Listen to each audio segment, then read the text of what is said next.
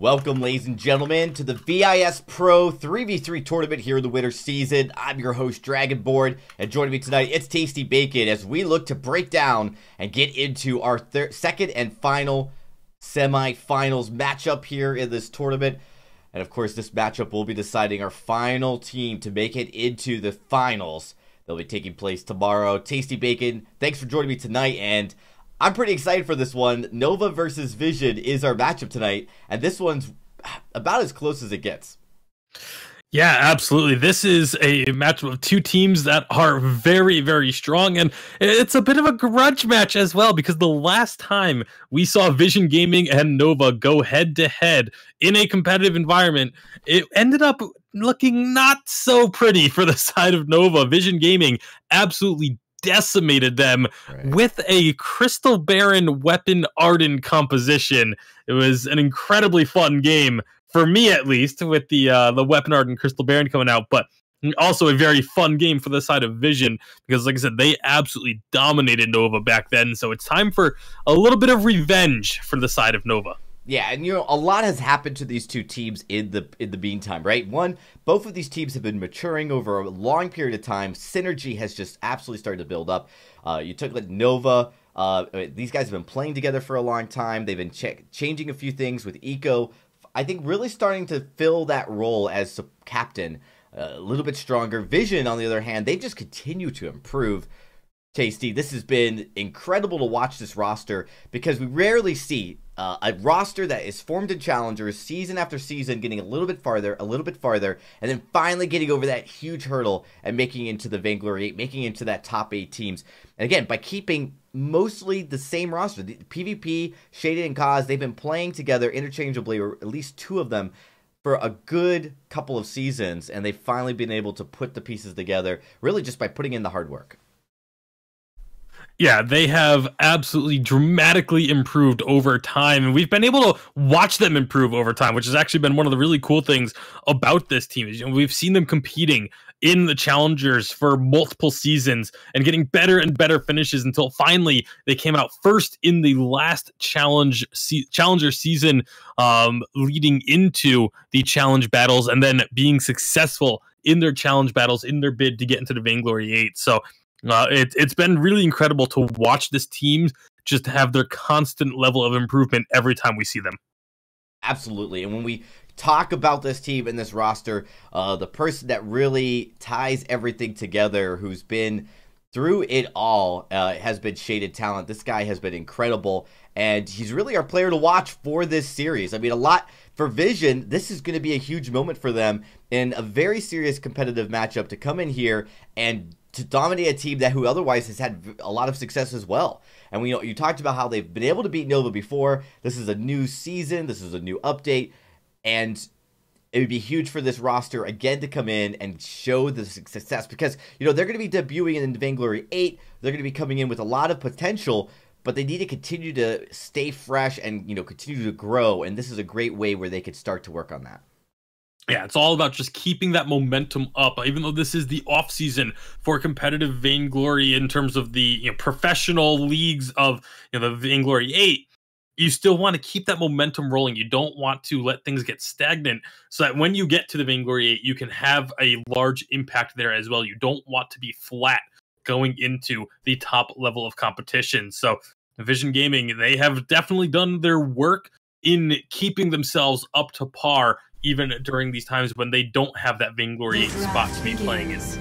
Yeah, and that's exactly what we're going to see tonight, as how they mesh into Nova. Nova, the 2nd seed, going into Vision, the 3rd seed. So it's about as close as we get as we start the draft for game number 1. And Nova here on the A side first.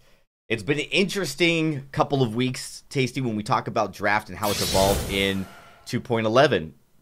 As we do see, Grace will be the ban pick here. And we've seen Grace seems to be that pick that when you do play a Churdwalker, or you'd like to play maybe different compositions, or you want to have an option for different compositions, seems that crowd control along with the heal are just way too potent. No surprise that we do see Varia on that B side. Yeah, it's pretty much kind of what we've grown to expect. Is if you ban something other than Varia on A side, you force your opponents to either ban the Varia or give it over to you with the A side pick, and then we see a lot of kind of versatility with this first pick on A side. A lot of teams, go for that Churnwalker first. So it's a little bit surprising that we aren't going to see Nova picking up that Churnwalker, instead wanting to get their hands on the Blackfeather. It is still a very strong pick. It's one of those heroes that can be flexed into either the lane or the jungle. Is very strong in both roles, weapon or crystal. And so this leads to, a want to get the Rona for the side of Vision Gaming to be that hard counter to a weapon Blackfeather. But like I said, he can just flex down into the jungle. But if you can force the Blackfeather into the jungle early in the draft, you kind of can maybe look to get other advantages throughout. And that's what they're going to do. They grab this weapon Rona. This basically, like I said, forces that Blackfeather into the jungle. So now they can pretty much get rid of that flexibility and that versatility of the Blackfeather by knowing within a reasonable doubt that it's going to be a jungle Blackfeather. I actually really love this Blackfeather pick by Nova. One of the things that we saw in the quarterfinals and the semifinals, last night, Tasty, was that a lot of teams were picking Blackfeather first on B side. So, again, there was that consistency of picking a support on A side unless Vario was available. But I'd actually say really take the power pick, right? You're on A side, you're already at a disadvantage from that point of view. Just take it, right? I mean, if you're going to give it up, and what this does allow is for Vision to take another power pick, since there's really no supports taken at this point. The Sky Band coming in. Oh, sorry. I was going to say, all the supports are going to be available except for Grace, unless they decide to ban another one here for Nova. But I don't think that's going to be the call for Nova. I think you want to make sure you take another one of the really strong heroes off the board. Although they know that the Rona is likely to be in the lane, so they don't have to worry about that Ringo pick. They can easily grab themselves a Ringo. And I think the Ringo with the Crystal Blackfeather is actually a very strong duo. And so they see a lot of thought being put into this one. I mean, maybe they do go for a captain ban, and it is actually going to be that Churnwalker that gets taken off the board. And the more I thought about it, the more a captain ban actually made sense to me, just because, again, they know that they can grab that Ringo. They don't have to worry about Ringo getting stolen away. And you look, they already have their jungler. So, they don't have to worry about a jungler power pick getting taken by the side of Vision Gaming, because they have theirs squared away already. Yeah, and when you talk about captains that you would want to ban, Churnwalker does come to mind as that one captain that's been very problematic. And with Grace and Churnwalker banned, you have to imagine we'll probably see Lyra and Arden split between these two teams. You see Vision Gaming are going to be the ones picking up Arden. Arden, he pairs really well with Rona, Tasty. We've seen him picked almost every single time when he's available, and it's a Rona. So not a huge surprise to see Vision pick him up. Plus, Arden's been kind of that staple for a lot of these teams. He's just really easy mechanically. I think teams just love. Even now, even with the nerf to the Double Gauntlet actually, I would say, is even more potent, because now the timing isn't so close together, and so you can actually force a block and then use another gauntlet right after. And so we've seen that echo with the gauntlet still being very effective. Yeah, you don't have that Venn diagram of gauntlets, but you still have an incredible amount of usefulness. It's just a different way of using the double gauntlet now.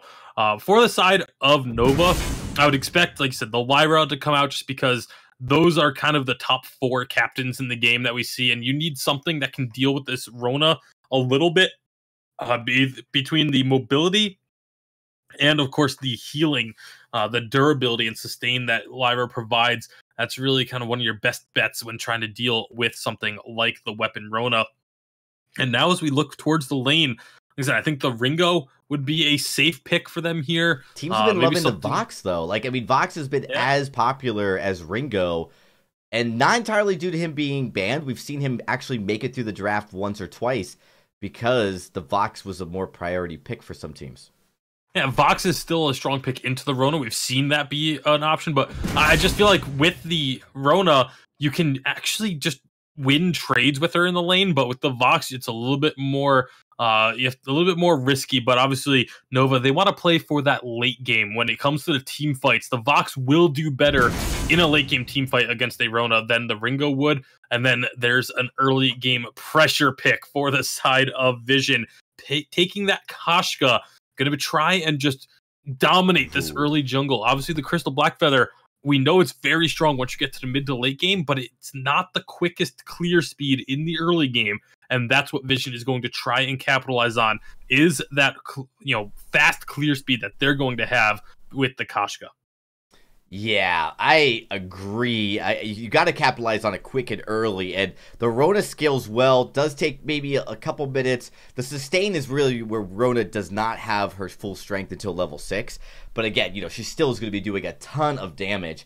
I really do like Nova's draft for the late game, so we'll have to see. Vision really need to start coming out shooting as fast as they can, because as we get later and later into the game, that Vox Blackfeather combo is going to be really hard to take down, and that sustain that comes out of Vox and Blackfeather as you get later in that game also becomes hard to take out.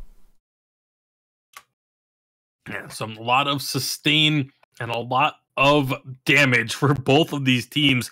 Once we get into that mid game, that's going to be really crucial as we load onto the fold. Obviously, the early game, you want to say there's a bit of an advantage to the side of Vision Gaming with this Koshka. Once we get to the mid game, that's when this Blackfeather is going to come online. That's when this Rona is going to start coming online, and things are going to come to a head. So whoever wins the mid game is a team that is going to be in prime position to close this one out. Well, we have loaded into the game, ladies and gentlemen, and looking to jump in and see how this all comes together.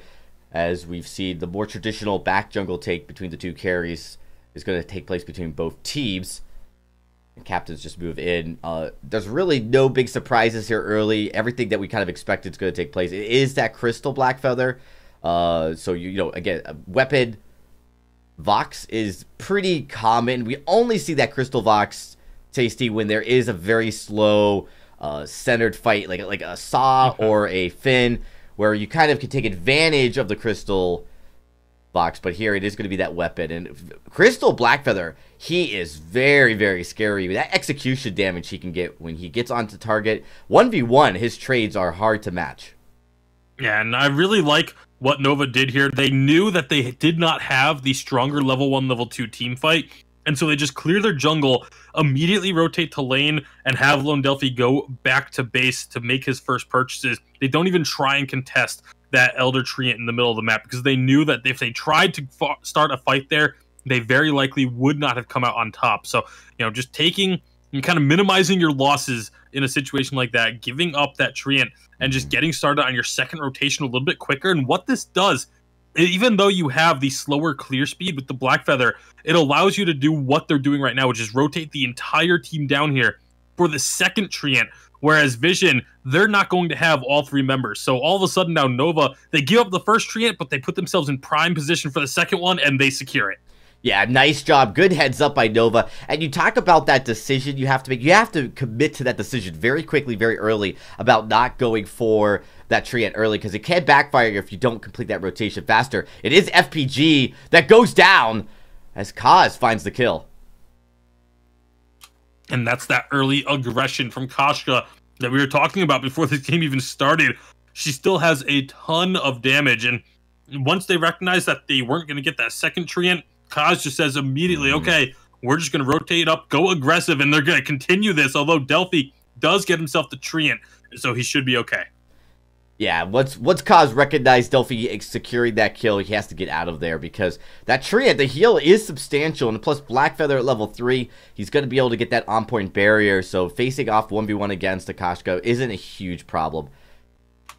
The other big thing is that Delphi has gone back to shop twice now, whereas Kaz is still only has the 2 crystal bits, so the damage numbers just are in favor of Delphi at that point in a straight one-on-one trade. So again, great job by Nova to recognize that they don't have the superior early game composition, and just using their rotations to work around that and keep themselves, very much in this game despite giving up that first blood. And this is going to be interesting for Vision, how they're going to play these fights, because you have 2 heroes that do like to jump in, but Rona does like to jump in and then kind of stay in a certain position, like lock on the hero, use that red mist, where Koshka is more of going to be playing the assassin type. So if you're the side of Vision, you kind of have to just dodge out the first early aggression, and then look, make sure you're not in the way of the red mist, and then just focus that Rona down or focus the Koshka down. So the game strategy for Nova here, I think, is a kind of a challenging one, just because you have to be careful about not overcommitting to your position early on when Rona and Koshka are both looking for that burst. Yeah, and the other really interesting kind of matchup that we're going to end up seeing is Nova, they have a lot more poke. They want to try and sit back a little bit, do some damage on the outside, and then jump in. Whereas you don't have that on the side of Vision. They are go in, get your damage, maybe then retreat out for a little bit, but they have to go into melee in order to get that damage out. We did see a little bit of damage dealt to the first turret from Nova, as Vision did a good job pushing that wave up. But it's not a huge amount, not enough to be too worried. Every little bit helps. And this could be a sign, just depending on how often PvP is going to be up in this lane. You continue pushing that lane pressure into the face of Nova's turret. Like you mentioned earlier, this is Nova playing a more passive game, and I think that's their win condition.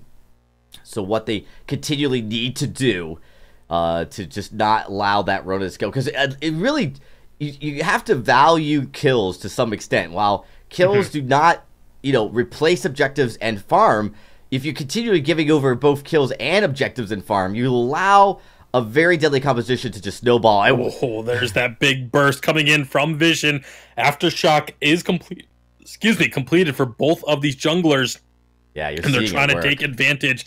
A lot of damage getting traded now back onto the side of Vision, and that's going to be the one sort of weakness that this Koshka can't have, is if you don't get yourself a kill or get yourself the objective that you're going for right away, you take a ton of damage in return. They're trying to find this kill, but it ends up being Kaz, the one that has to run away from this trade. Yeah, he was very low. PvP's at half health, so he's got to be careful to rotate out. Nova doing a good job balancing the damage between both those bursty heroes. PvP already at level 6. That red mist very early, committing to that other turret. You got to be careful. We've seen Ronas do that, and it's a very slippery slope. When you red mist on their turret, you don't necessarily have the ability, or you're kind of like stalled for just a second, so you're going to be taking extra turret aggro. There's no stun, but a Lyra Bulwark could slow Rona enough to keep him kind of trapped there. We'll see how aggressive PvP is under turret like that in the future fights. Yeah, I think the side of Vision, they've done a good job of just continuously farming up, but like I said, Nova has done a fantastic job of keeping things fairly even. You see, they have slipped down to about a 1k gold deficit. A lot of that is purely just out of the CS difference in the lane. FBG has just not been able to get as many last hits as PvP Warrior has up here, and now with a full team rotation, this looks like Vision wants to just take this turret down, maybe look for a fight afterwards. A great gauntlet's going to get thrown that's going to allow the turret to fall. A good block to follow. Look for more damage. Kaz is going to use the portal to get on out. Vision Gaming using that passageway to their own advantage, and now Delphi, he just uses that Rose offensive to get a lot of damage onto Kaz and PvP Warrior, but turret taken and no lives traded in the process. But now this is where things get dicey. Can they hold off from Nova just returning fire? They have to be careful. They don't want to give up a kill in the process. Both PvP and Kaz are low. As Nova continue to siege, they're going to have to wait for another minion wave, Tasty. But Nova giving up an objective early, a lot of that had to do with just the lane rotations. They were definitely rotating down the jungle far more frequently. Oh, but there's another fight breaking out. PvP Warrior, though, is low. He's got that red mist spinning, getting that fortified health, but it is Kaz, the first one to fall here. And with a minion coming in and another minion wave right behind, Nova still wants to try and stick to the turret, but Delphi is chasing Shaded Talent through the jungle. Will be able to find that kill eventually and can now rotate up to lane where he can help to secure this turret. So all in all, this actually ends up going in favor of Nova as they trade turrets, but Nova gets a couple of kills out of the situation as well. Yeah, and I think that you got to give Vision some credit for continuing to put that pressure in the lane, knowing that Nova was doing more of the jungle rotations, backing far more often, and sacrificing that lane just a little bit. So at least Vision punished, but Nova were very quick to respond, and you have to imagine for the rest of this game, Nova's going to be looking to be a little bit more aggressive as you see those tier 3 items starting to get built. FPG already at 2. Yeah, the biggest concern I'm going to have right now is going to be Kaz on this Koshka. He did, okay in the early game. Hasn't fallen behind or anything like that, but if you don't get a lead on Koshka, a lot of the times it feels like you are behind regardless. So the fact that he hasn't really been able to have this massive impact, hasn't been able to find numerous kills, hasn't been able to steal away jungle camps, I think is going to cause problems for Vision Gaming, because now as we get to the late game, or towards the mid game right now, but as we get into the late game, this Koshka is going to fall off, and this Black Feather is just going to continue to ramp up. So Kaz definitely could be a cause for concern for Vision Gaming here in game number 1. Yeah, I mean, we've seen Koshka thrive in the mid game. It really is the late game where it becomes more of a problem. But if you don't take advantage of the early mid game and those power spikes, you know, you're almost guaranteed to go to the late game, and that's the problem. Is you're kind of now looking at just an hourglass ticking away, where all right, you're not ending it. Now it's going to go the other way. I will say it's kind of scary for Koshka already that Black Feather's been winning the trades against Koshka, and a lot of it has to do with Lone Delphi just being absolutely stellar, hitting almost every single on point. And once he's got that on point, Koshka has to respect that barrier. Yeah, and obviously Delphi's doing a fantastic job, but all of Nova, with their rotations in the early game, were doing such a good job of just making sure that Delphi did not fall behind. Here comes the Gauntlet's going to try and split the team up as the Gold Miner is going very low. Team's still both focusing on that. It will go over to the side of Nova, and now the team fight is on, but it is the kill onto Vox. A nice Rose offensive from Delphi to block the Koshka ultimate, but now Eco, will he be able to get out of there? Not with both carries chasing him down. Now Shaded Talent just keeping Delphi busy for the ace. A beautiful fight for Vision Gaming. Even though they did not get the Gold Miner, I don't think they're going to be too upset when they take a sentry, a turret, and the entire backs of this jungle. Yeah, Nova, a huge mistake there by giving up the ace. Low Delphi did need to give it up. I know he wanted to get that trade. He didn't want to give up the farm, but once they had pushed up and killed Lyra, they were able to rotate from either side and sandwich him, and he was in a really bad spot. And I think he realized that he did get the CS, but again, giving up the kill in that case, I don't think is worth it because of how potent that ace buff was on their minions in the wave, in the lane. So a big win for Vision Gaming here. And this mid game, we talked about, you know, Koshka still thrives in the mid game. Still should be able to be a major harasser and damage dealer. Again, but you know, it's this late game that's going to be approaching in the next 6 to 7 minutes that if Nova can survive and outlast Vision for the next couple of minutes, they should be okay. And one of the things we haven't really touched on is PvP Warrior. Every single time we see him on this Rona, he always just seems to put on a stellar performance. Right now, he doesn't have the kills to go along with his score, but to be sitting at, you know, constantly, he has been ahead in CS against a ranged hero like Vox. He has been able to go this entire game thus far without a death and 12 minutes in on a melee hero. Obviously, Rona is one of the more durable heroes in the game, but it's still very smart positioning in these team fights. As Vision Gaming, they just walk in, take a Crystal Sentry for free, and walk out of the Nova jungle. That is the type of play that you just simply cannot allow to happen if you're the side of Nova. They're going to look to get this gold mine secured uncontested as well. So that is a kind of a problem for Nova, giving over some of these big objectives to Vision so quickly. Back to back. It's going to be a pretty powerful spike we see coming out of them. Vision Gaming now with the third tier 3 items getting finished for just about everyone. You see Shaded Talent has gone for the Atlas Pauldrons and the Echo as his second and third items.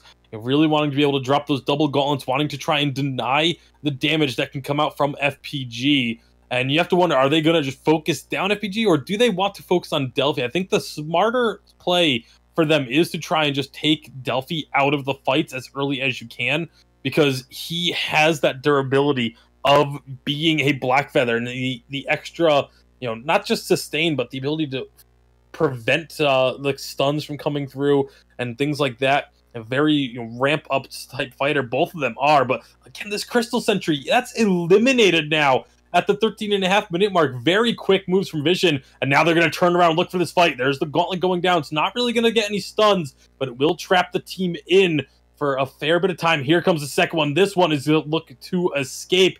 There's going to be that Rose offensive right on through, but the other two members cannot pass. Eco just, I guess, didn't feel like using the Crucible there if they wanted to try and chase this one out, but they do just give up that chase in the end. So once more, the Crystal Sentry getting taken. This time it did cost them a few cooldowns, but only costing you cooldowns is a trade that you'll take every day.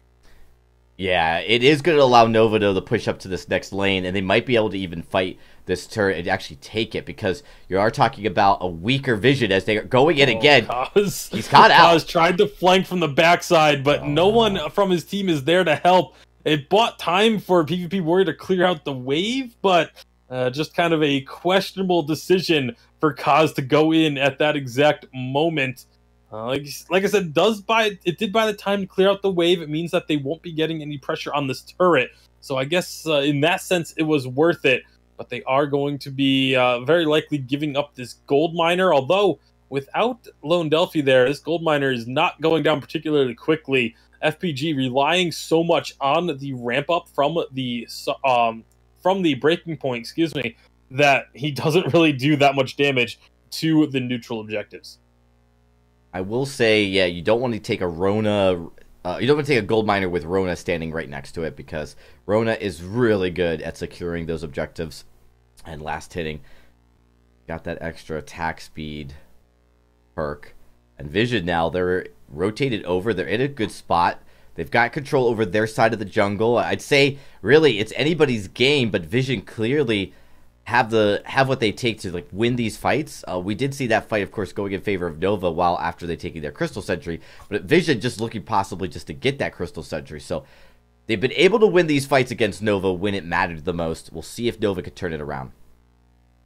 And it's going to have to turn around quick if it is going to turn around, because with Kraken on the board, games can end very, very fast. So Kaz going to be looking to try and get this flank as they go on in. The Gauntlet actually gets kind of moved out of the way. The second one comes down, and he's going to get a stun onto FPG, and Delphi is so low. She's going to get chased down by the movement speed of this Kashka. A nice block to prevent the Yummy Catnip Frenzy, but I just don't think it's going to matter. I don't think it Portal's is either. getting used, causing a little bit of mayhem, but FPG will end up falling in the end. Some more Portal shenanigans going on, but Eco cannot escape. That is another ace for Vision Gaming, and they turn their attention to the Kraken.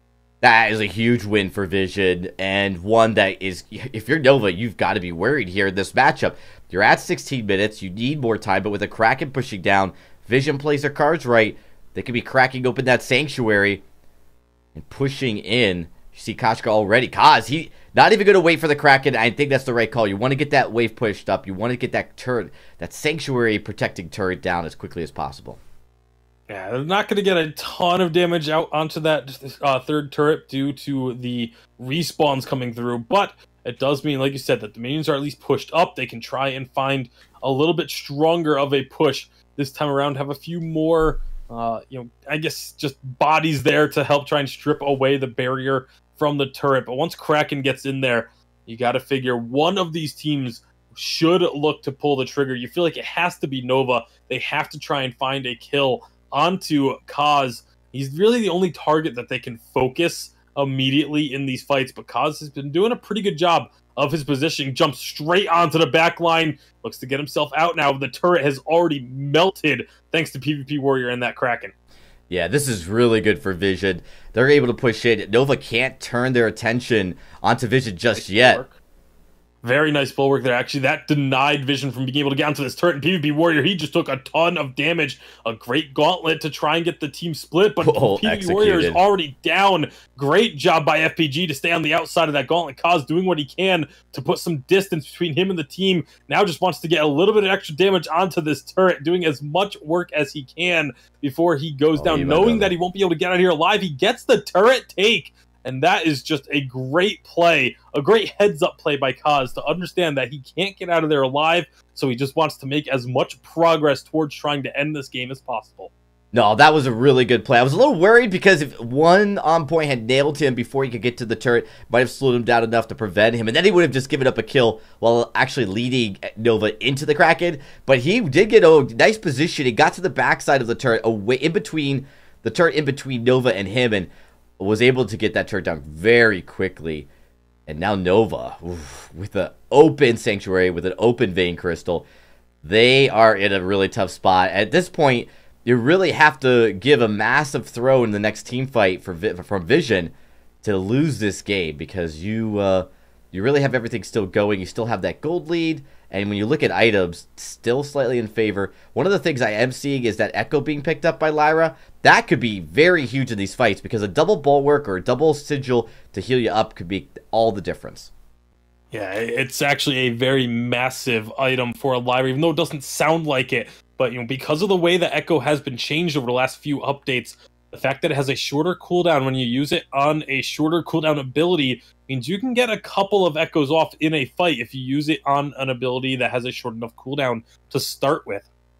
And like you said, double bulwark. Everyone on the side of Vision Gaming relies so much on gap closers and movement speed that a bulwark just shuts down this team very, very hard. And if you can have an extended duration on the bulwark, or if you get that double heal off, like you mentioned, Dragonborn, that can be game changing. But it looks like they're going in right onto Delphi, who takes a ton of damage up front. That's going to be a portal coming through. Eco getting the team out of dodge for now. A lot of burst damage. There's another gauntlet going down that's going to be blocked out nicely. Eco, though, he could be the target if they can take down this Lyra. But Kaz is actually gonna fall. He was not prepared for that level of damage to return onto him, and now all of a sudden Vision Gaming, they are in some trouble as PvP Warrior is just going to try and lead them as far away as he can before he falls. They do prevent the ace, but that was not what Vision Gaming were looking for.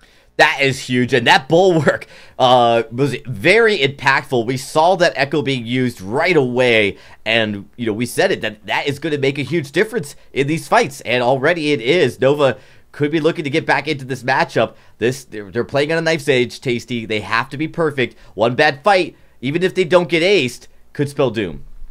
Yeah, that was actually great play by Eco. Using that portal, the positioning on the portal got his team completely out of harm's way. That's one of the things about this side from Vision. When they jump on, you saw how much damage Delphi took in a quick burst.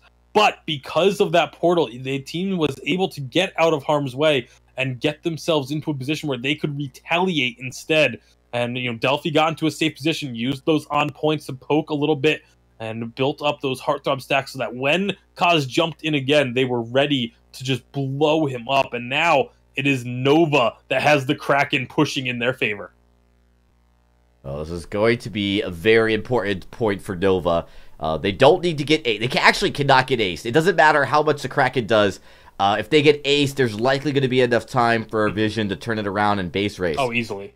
So easily enough time with an exposed crystal. And the Kraken, I like what they're doing here. They're just focusing on the Kraken. They know that they don't need to necessarily go diving and overextending looking for a fight. So they just focus on the Kraken. The turret goes down. Now the fight is on. PvP Warrior, he's in some trouble. It's the fountain used very early by Shaded Talent, whereas not much has been used on the side of Nova.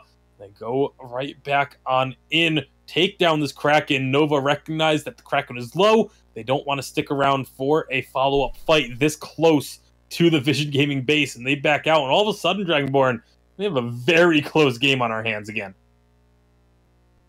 Absolutely. The party brush. No, the party brush gets broken up. FPG walking out a little bit too early. I think if they had stayed in that brush, they may have been able to set something up, but that is a very risky call to make, because if it gets flared out, all of a sudden you're kind of caught in a bad position. So Nova, just go ahead, take out this Crystal Sentry on their way out of the base. It might have been caught, though, in the middle. Actually, it's Rhoda looking to go to Rona's the crystal. Looking to end. Rona's going straight down. No, is she going to try and cut them off? There's a lot of options here. FPG is getting his recall on, so he's going to be there to be able to try and stop Rona as she jumps over the wall. It's just a 2-on-2 in the middle of the map. Enough. And down in the base, it's FPG trying to stop Rona. No. Doesn't have the damage, and this crystal is getting destroyed, although there's a lot of damage. The ramp up is starting to happen, but just not quick enough, and PvP Warrior is able to end this game. Unbelievable job by PvP. Huge heads up, because they were starting to lose these team fights, Tasty. And it was such a matter of time if you did not do something quickly. I love what he did. He just needed to get there. Just one player. Vox is not going to do the damage needed. You need Blackfeather really there. You needed the burst. At least 2 people. And it just was not enough. Vision taking the game from Nova. Wow. Yeah, absolutely incredible call to end that game. I mean, PvP Warrior, Like to make that call and go in knowing that they just had to stop 2 of those recalls. As long as they prevented, you know, 2 members from getting back to base, that was all that they needed for PvP Warrior to make that play, because he had so much durability and enough damage. Even with only 2 damage items in his build, it was still just enough for him to be able to finish that game. And a great job by Kaz and Shaded Talent to delay the recalls long enough and to make sure that only 1 member was able to get back to base. You know, Tasty, I feel, and I mentioned it to you before stream, this could go the distance, this series. These 2 teams are very good, and they're exceptional. They're fun to watch. And going head-to-head like this, you're just going to see everything put on the line. I have to imagine that, you know, Nova, you're feeling a little upset, but you kind of gave that over to Vision. You allowed Vision to just dominate that early portion of the game. You were a little bit slow. Nova tried to keep the early game slow, but again, a couple of fights where they probably shouldn't have been so aggressive on. It allowed Vision to win those fights, giving up an ace, for instance. All of those things really added to this victory for Vision. And you can look back and say, well, just a few more minutes, it would have been Nova's game. But a few more minutes was not enough. Yeah, sometimes you don't have a few more minutes, and that is exactly what we just saw there. So a great game, number 1. Like you said, very close game. In the end, it is Vision that takes it and gets that 1-0 lead. It is a best of 5, though, so it's not match point just yet for Vision. They do still need 2 more wins in order to get to the finals. No, you're absolutely right. This is a long series that could be going on between these 2 teams, and I really expect this to go above 3 games. Tasty, I firmly expect Nova can pull in. They could even maybe take this series completely. We'll see how game number 2 goes. Game number 2 is going to be crucial. Typically, we've seen A side start off strong, and already Nova, looking to be behind the 8 ball on this one. And so, going into game number 2, it seems like there will be a roster change for the side of Nova. As at least according to what they're saying in game, Starboy is going to be stepping in for game number 2. It'll be interesting to see where he plays, because obviously, with the change that's happening, it does look like it will be Lone Delphi, Eco, and Starboy. Although they say Starboy is playing for Delphi, and so it's going to be FPG, Eco, and Starboy. And this is something that Nova has been doing throughout this tournament. It's kind of retooling around what their team is doing. Starboy says he's not a support anymore, and it looks like he's playing alongside Eco. Most of the times we see him in, it looks like he has kind of moved away from that support role. So you're absolutely right, and we've seen him play the carry role with a lot of success so far here at VISPRO. I think we'll have to see if it carries over to the Vainglory 8, the new upcoming season, as effectively it has been. We're going to get into game number 2, so we're in the draft, as Vision gave it on the A side now. And, the draft took an interesting turn with those first bans and picks. Again, we hadn't seen those power picks picked so early in the draft all the time, but we were starting to see Blackfeather picked, on first on B side. And again, Blackfeather has been a huge priority pick here as well. Taka band here, maybe seeing a Sky coming out. Yeah, the Taka often leads to a Sky pick, but I don't know if you were willing to take that as a first pick on the side of Vision Gaming.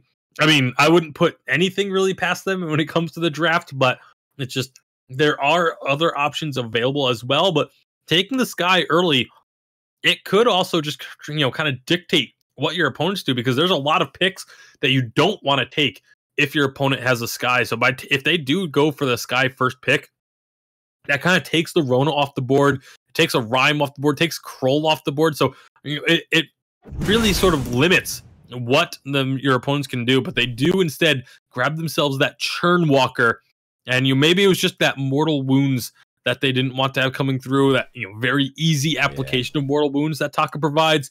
And there's a couple other different theories that you can run around over why they chose to ban the Taka there, but it's still, there's a lot of different compositions that they can run, and having this Churn Walker, it's one of those top tier captains we've been talking about. Well, I thought it might be debate Nova into picking the Rona again. To pick the Rona this time, right? So if you ban Taka, the enemy team picks Rona, you could pick Sky. But now with Rona banned, with Taka banned, I think it just becomes a throwaway ban. I don't think you'd really unless there's something else they have up their sleeves that Taka is very effective against. We'll have to wait and see. As the Turnwalker Turnwalker pick is a pretty standard A-side pick. Doesn't give away anything. Vision now eating into bonus time as they look to pick their second ban. And then we'll round out the picks starting right after that. It is going to be the Sky. So interesting. Both Sky, Taka, Rona. We're seeing counters banned of each other. But again, likely Vision has something up their sleeves why they would want that Sky banned now. Or maybe, like you said, they were just trying to bait out the Rona pick so that they could run Sky without having to worry about the Taka pick. And then once Rona got banned and Blackfeather's picked instead, they just said, okay, let's just make sure that neither of them are on the board. So there's a lot of different thoughts that can go on to it. You don't really know unless you're in the voice comms with the team when they make these draft decisions. But Grace getting picked up here for the side of Nova. It's another one of these very strong captains. We saw both of these two captains banned in game number 1 of this series. So definitely a bit of a shakeup from what we saw in game 1 going to be coming through here. Yeah, Grace has so much versatility in her utility, as well as what she brings to as far as a healer is concerned. I like the Cruel pick, but I will say into Grace, it's a little bit more troubling because Grace is able to deal with Cruel in those close quarter fights sometimes with that Holy Nova, with able to do those stuns. So I'm not sure I'm a big fan of the Cruel pick once you see that Grace on the board. A lot of it's going to depend on what this last pick is now. And keep in mind, for the side of Nova, this Blackfeather is still a flex pick. They don't have to, show where they're going to run this pick until they see the entire composition of the side of Vision. So whatever this last pick is going to be, they can choose, okay, do we want to run a weapon Blackfeather into it, or do we want to run a crystal Blackfeather? How are we going to counter this in the lane? Because I really like the way that they ended up drafting this composition. It allows them a lot of flexibility with their final pick. And Vox is going to be that pick. We've seen a lot of love for Vox, even over Ringo. I think that right now you can build him so many different ways. The Ringo pick could work here for the side of Nova if they want to run it. I think Ringo does very well against Vox in the lane. You have that range advantage. The concern then becomes the Kroll. Kroll can do very well into the Ringo by just charging at him, but you have the Achilles shots to be able to slow him down enough. Alongside the slows from a Grace and a Blackfeather, I think Ringo would actually be have quite a bit of protection and safety in a composition like this. But maybe they go for something else that can dive in alongside the Blackfeather and the Grace. Just go for a triple dive composition. It's one of the ways to deal with a Churnwalker is just go all in and make that dive, start the team fight before Churnwalker can get himself all set with his chains. But they are going to switch it up a little bit, go with a Batiste. So Batiste, another one of these heroes that is kind of anti-dive. You can set up some really strong fights if you get a Fearsome Shade into a wall, or if you ordained the right targets, you can really kind of disrupt what your opponents are doing. But it'll be interesting to see how it works out with the rest of this composition. Absolutely. Baptiste is something that we know Lone Delphi can play, but it's not Lone Delphi playing. It is going to be Starboy coming in here. Starboy also known for his Baptiste play, both as a carry and as a support. So this is a very interesting. The bans really are what's fascinating about these two teams. Again, looking to really focus on the changes to the teams and how they're playing and who's playing. Again, a lot of thinking going into what both teams want to play as well as what they don't want the enemy team to play. So I'm impressed. I love Vision. Vision's always been good at bringing out these cool drafts. So have Nova, which is why watching these two teams go head-to-head is a real treat. Yeah, and I actually really like this Batiste pick as well because it's a pick that, Starboy has been known for, as well as Eco. Both of these two players have played this Batiste quite a bit, usually in the captain role for those two, but they've also, as a team, have run it as a jungler plenty of times. So it's a pick that Nova, as a roster, is extremely familiar with. Yeah, and the fact that Nova can just flex and rotate their players around in different positions is really impressive.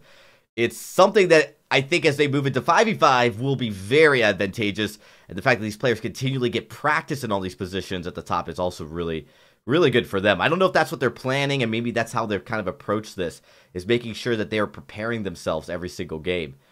But it has been interesting. The risk is that you do allow a team like Vision to take advantage of some of those changes, like they are trying to possibly do in this matchup.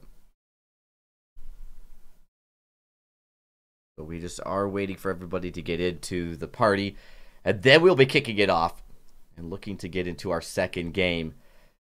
Vision looking good, Tasty, and this draft that they have is interesting. I have to say the Cruel really is going to be the problem child for Vision. It has to get a block early because he's going to be kind of targeted by both Baptiste and Grace every time he seems to go in. Yeah, I'm also curious to see what the build path is going to be for both Kaz and PvP Warrior. I'm kind of expecting the weapon Vox with like a not necessarily weapon Kroll, but kind of that hybrid of tank and utility Kroll that we've seen a lot of teams run to go for, like a bone saw and maybe a poison shiv and then just full on tankiness. But there's a lot of different options that they could take this. Well, they're definitely looking to try something unique. We've seen that Shiver Steel and kind of the more utility Cruel come out actually a couple times as well. So yeah, there's a number of combinations. Yeah, Shiver Steel got a nice buff for heroes like Kroll in the most recent update. That's why we've seen a lot of heroes. We saw PvP Warrior with it in the previous game. I definitely expect to see one come out this game as well. But taking a look at how this jungle is going to start up, it does look like they're going to get that standard, both carries starting at the backs. And we'll see if they do end up meeting in the front or in the mid. Both teams have a fairly strong level 1, level 2. See Shaded Talent, though, taking a lot of harassment due to Eco. Eco actually has to take one of these minions and starts things up a little bit early for the side of Nova. We'll see what this first skirmish is going to look like. Looks like they don't want to let this one go without a fight, and so we could get this first early team fight here. Yeah, it is going to be a little bit of a tussle around this Elder Tree End as both teams look to eye this objective. A lot of hesitation.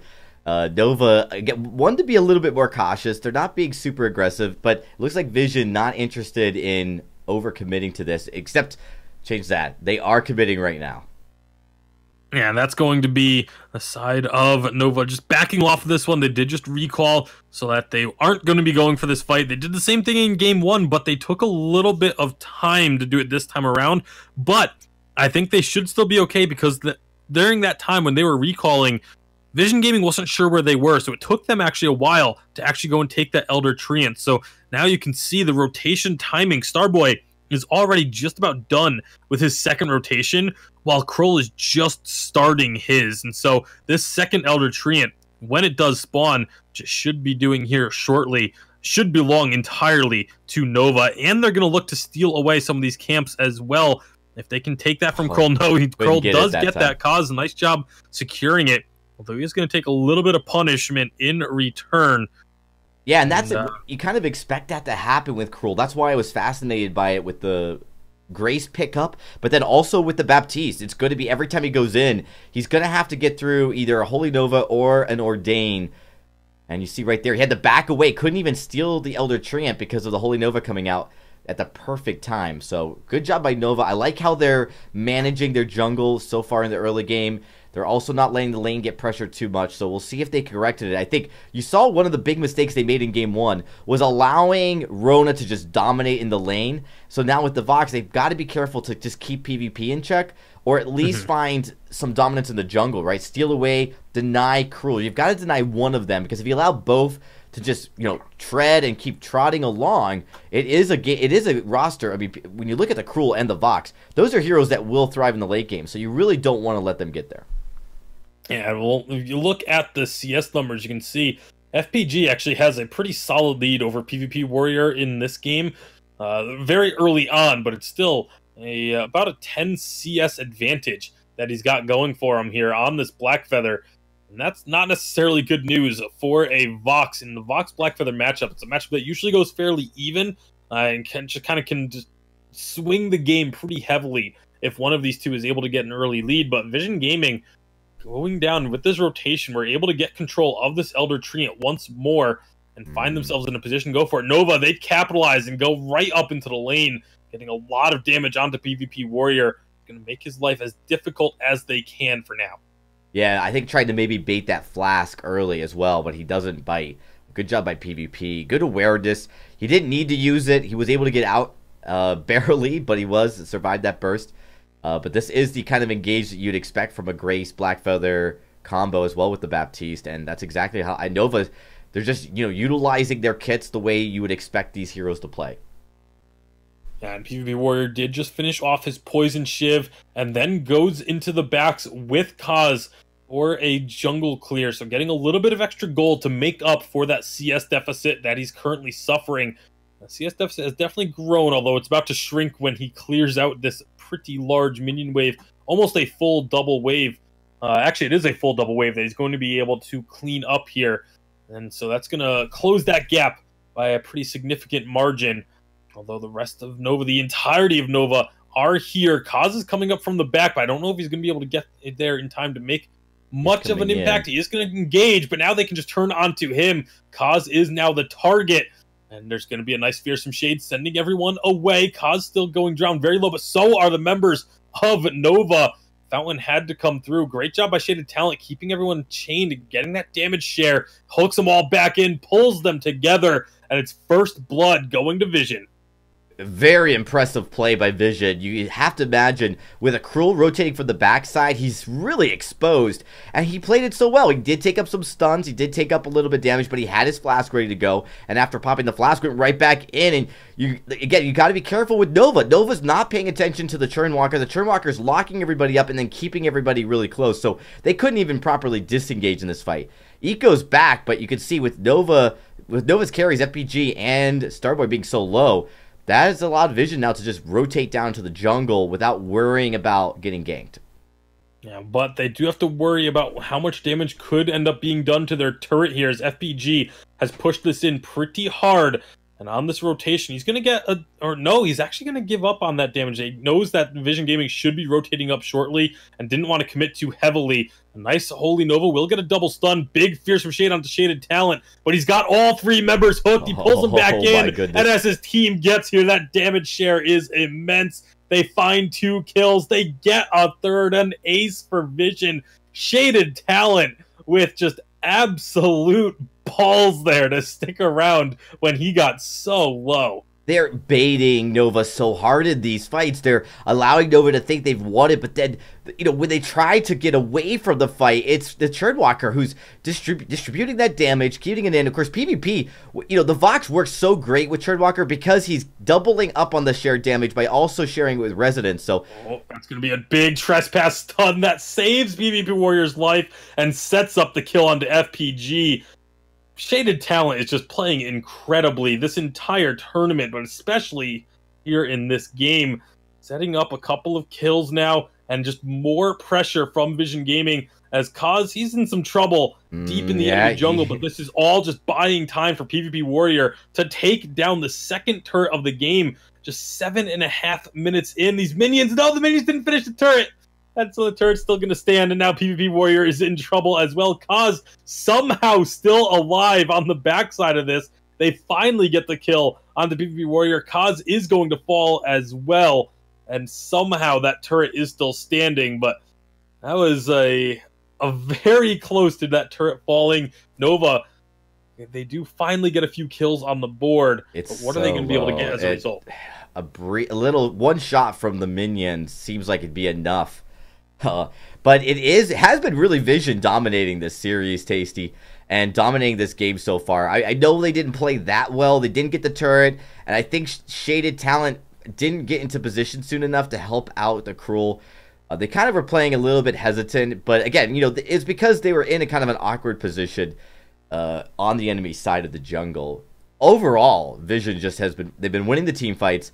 They've been winning the objective count now, and Nova have to find something. A lot of this is going to come down to Nova hitting some power spikes and then capitalizing on it before Vision can react. Yeah, and speaking of power spikes, look at the item difference in these laners. PvP Warrior having both of these offensive items, the Breaking Point and the Poison Shiv.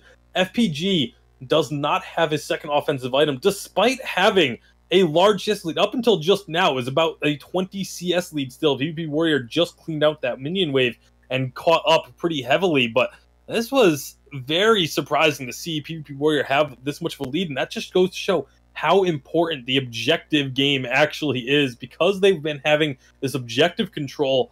The side of Vision had the item lead, despite not necessarily having the CS lead, and here comes another fight. Krull goes on in, does block the Holy Nova. Nice silence comes through, also gets blocked. There's going to be a lot of damage. Shaded Talent has that ultimate still. The Trespass comes through now. Stuns up too, because the third was already dead. And it's another ace for Vision. They are just dominating these team fights. Yeah, Vision have this game under control right now. And when you look at the power spikes coming out, it's really, the problem has been that Baptiste got behind right at the point where he's looking to start, scaling up to that second tier 3. A Clockwork, while it does provide a lot of utility, isn't going to provide the damage. And now that they've kind of been playing from behind, struggling really even to get any jungle farm, it's put Starboy a few, maybe 4 or 5 minutes behind where he probably wants to be. And at 10 minutes, you really wanted to have that Shatterglass build or whatever he was planning to build on that as a second item. And so I'm not sure how you recover in time to stop basically the Krull and the Vox just to snowball, and they're going in for another one. Holy Nova gets blocked. The chains are connected onto all but Starboy. He pulls members of Nova back in. Trespass does get blocked. Nice reflex block by Eco. But will it be enough? They're continuing to chase the Ordained. The silence is starting to come through as well. Eco does have the ult still, so he could get a heal out. But he's going to be targeted down and taken out by the Spectral Smite. And now Vision Gaming, they're looking to go very aggressive here underneath this turret. Fearsome Shade does get blocked by Kaz, but he's the only one that got through. Shaded Talent just soaking up so much damage from this turret as they try and find these kills. Very aggressive positioning from Vision. They do finally have to back off as they don't have minions anywhere close to getting to this turret now. And it's a 3-on-3. They may have just overstayed their welcome. FPG is looking for some damage here, but he's not going to be able to find it. Does finally get the kill onto Shaded Talent. Meanwhile, up on top, Starboy gets 1v1 by PvP Warrior. Kaz still very durable, but in a 2-on-1 situation, I don't see him getting away from this. Blocks the Holy Nova. Stick keeps himself in this one, but now the Crystal Sentry applying some slows. He's going to end up falling, but again, just buying time. This is something that Vision Gaming do so well, just buying time for PvP Warrior up in this lane as he gets his minion wave finally pushed into the turret. Gets a little bit of damage onto it, but he knows that he has to leave, otherwise he'd be risking giving himself up as well. Yeah, good job. I'm actually surprised Starboy didn't manage to get that kill, so we didn't get to watch the whole thing. Did turn up there just to see the final blow on the Starboy, but that would have been a completely different fight. I mean, if you take out you take out PvP soon, you're not going to lose that turret. You're not going to be in that situation or have it get that low. So, again, the turret doesn't go down, but it's very, very low, and you didn't get the ace that you were hoping to get either. So, Nova still, the chance for them to get back into this game is slipping. That window is shrinking. Yeah, Vision Gaming, they do need to make sure that they don't make too many mistakes like that, though. I mean, they vastly overstayed trying to overcommit, going for those kills into the enemy base, going under that tier 3 turret and beyond. A couple of times that they've given up kills has been just clear mistakes from their part and just overconfidence very likely, but now they're going in for another fight. Nice block on the Holy Nova, preventing those stuns from coming through. Fearsome Shade gets thrown. PvP Warrior is about to drop, but the Trespass again keeps him alive and allows them to turn this fight right back around. That time the Holy Nova gets the stuns, but it doesn't matter because the double kill and the ace on Vision Gaming again in these team fights. Shaded Talent, these Trespasses are just saving his teammates' lives. And he's already got that Echo. I mean, he is basically what you would consider a max build captain at this point. He's got all of the items he needs. Oh wait, I'm sorry, that's not an Echo there. My apologies, that's just here. But he doesn't have the Echo yet. He's just having that low cooldown on the Trespass. So, he's got all the items short of that Echo, as I stand corrected. And that is just so hard to deal with. I mean, Churnwalker is a very powerful captain, and to allow the whole team to just get to this point where they're basically going to be unstoppable. And Nova, I don't know what's left in the tank for them. I don't know what else they could pull out. They're going to have to hope for a miracle. And a lot of that's going to come down to maybe capitalizing on a vision mistake, but also getting more blocks and blocking out these crowd control items. You know, you got a silence and you've got a couple stuns. If you can block those effectively and not get slowed up, then you're starting to look at a fight you can win. Yeah, I mean, you have the Kroll ultimate should not be an issue. You have Starboy who has his own reflex block. FPG can block it with the Rose offensive. And at that point, you just have to worry about the silence and the trespass. I think the trespass is the biggest one to worry about. There goes the silence from the wait for it, and that's already worn off. So now it's all about this trespass and using the Crucible to block that out. Trespass gets used. It does get blocked, but the Kroll ult hit onto Starboy, and so he was taken out of this fight, unable to contribute. And already now FPG is down. Starboy is going to fall, and right after will be Eco. Another ace for Vision Gaming, and they are in firm control of this one. Yeah, it's really exciting to see Crystal Cruel play effectively like this. It's something we just have not seen in the competitive scene. It's probably been one of the longest unused build paths for Cruel out of, in a very, very long time. I mean, really, when you think about heroes that were known for both crystal and weapon paths, we've seen weapon voxes, we've seen crystal voxes, we've seen basically everything, every hero go crystal or weapon competitively except for Cruel in a long, long time. Yeah, well, now Nova, they need to try and find a fight here. Nice stun from the Holy Nova, but it's really only getting damage onto Shaded Talent. He's a Churnwalker. He's going to heal this up once his team goes back in. That's exactly what's happening now. They do block out the Ordained, and you can see the damage getting done. The Trespass finds another stun, and this is going to be everyone from... Oh my goodness, no, he doesn't get the healing from the Fountain in Time. FPG does fall, and with one kill... It's just going to be Vision Gaming looking to end this one out, dodging out the Holy Nova once again, just keeping everyone at bay while PvP Warrior works on this Vein Crystal. That is all that they need to do, and this will be game number 2 of this best of 5, going the way of Vision. They look for a couple of kills just to pad those stats out a little bit more, and they find the 3rd kill. Doesn't get the ace because FPG had respawned, but they get the ace in their hearts, and they take down the Vein Crystal, and that's all that matters. Unbelievable job by Vision in this series so far. I mean, going in, and we talked about these games would probably be close, and the game 1 definitely was, but this game was just completely dominated by Vision. You got to feel good. I mean, they have to be just absolutely stoked. The way they've been handling draft, it's been creative, but it's been effective. Yeah, I mean, this is one of the things I've loved about Vision Gaming.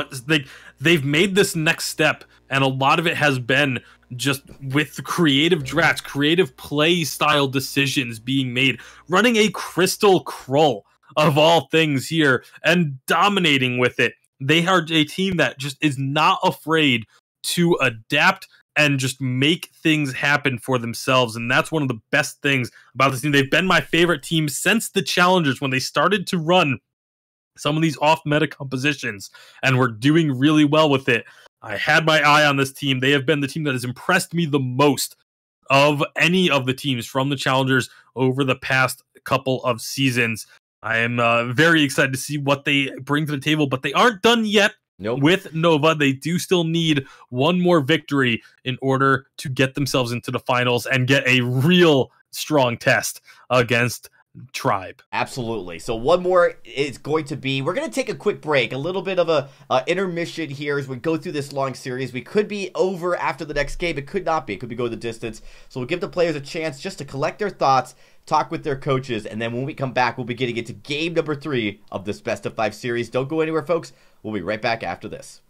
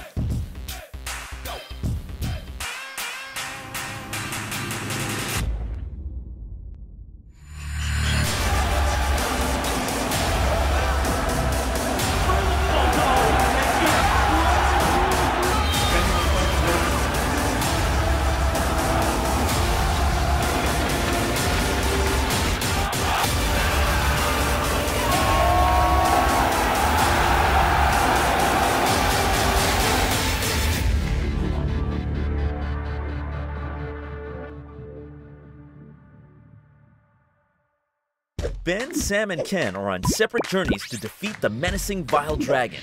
Let's just say luck isn't on their side. If only there was a way for them to find each other and band together. Well, that's why there's Band. It's a mobile app that allows people to come together using common interests. With Band, you can find fellow gamers, chat, schedule gaming sessions, and conduct polls. Stage epic battles with friends while sharing videos and photos along the way. So try Band today. Band. Be together.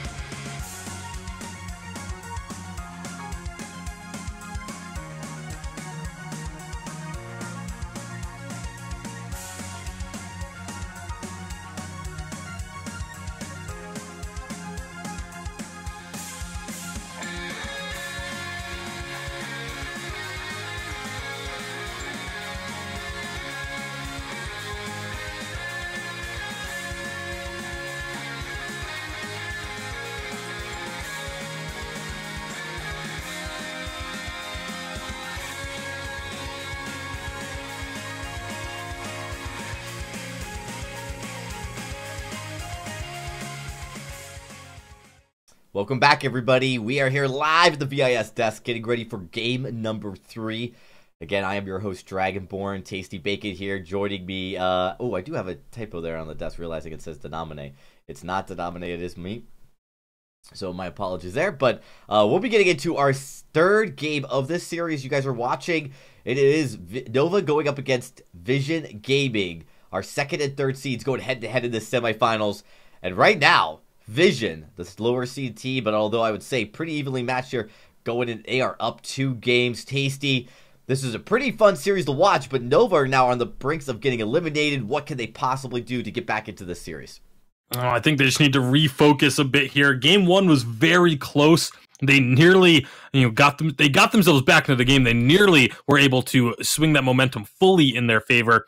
But then game number 2, they just did not have it going for them whatsoever. And they just need to refocus, get back to the mindset that they were in for game number 1, and maybe try and make this game, obviously a lot closer than game number 2 was, and maybe see if you can get yourself a win and extend this series a little bit.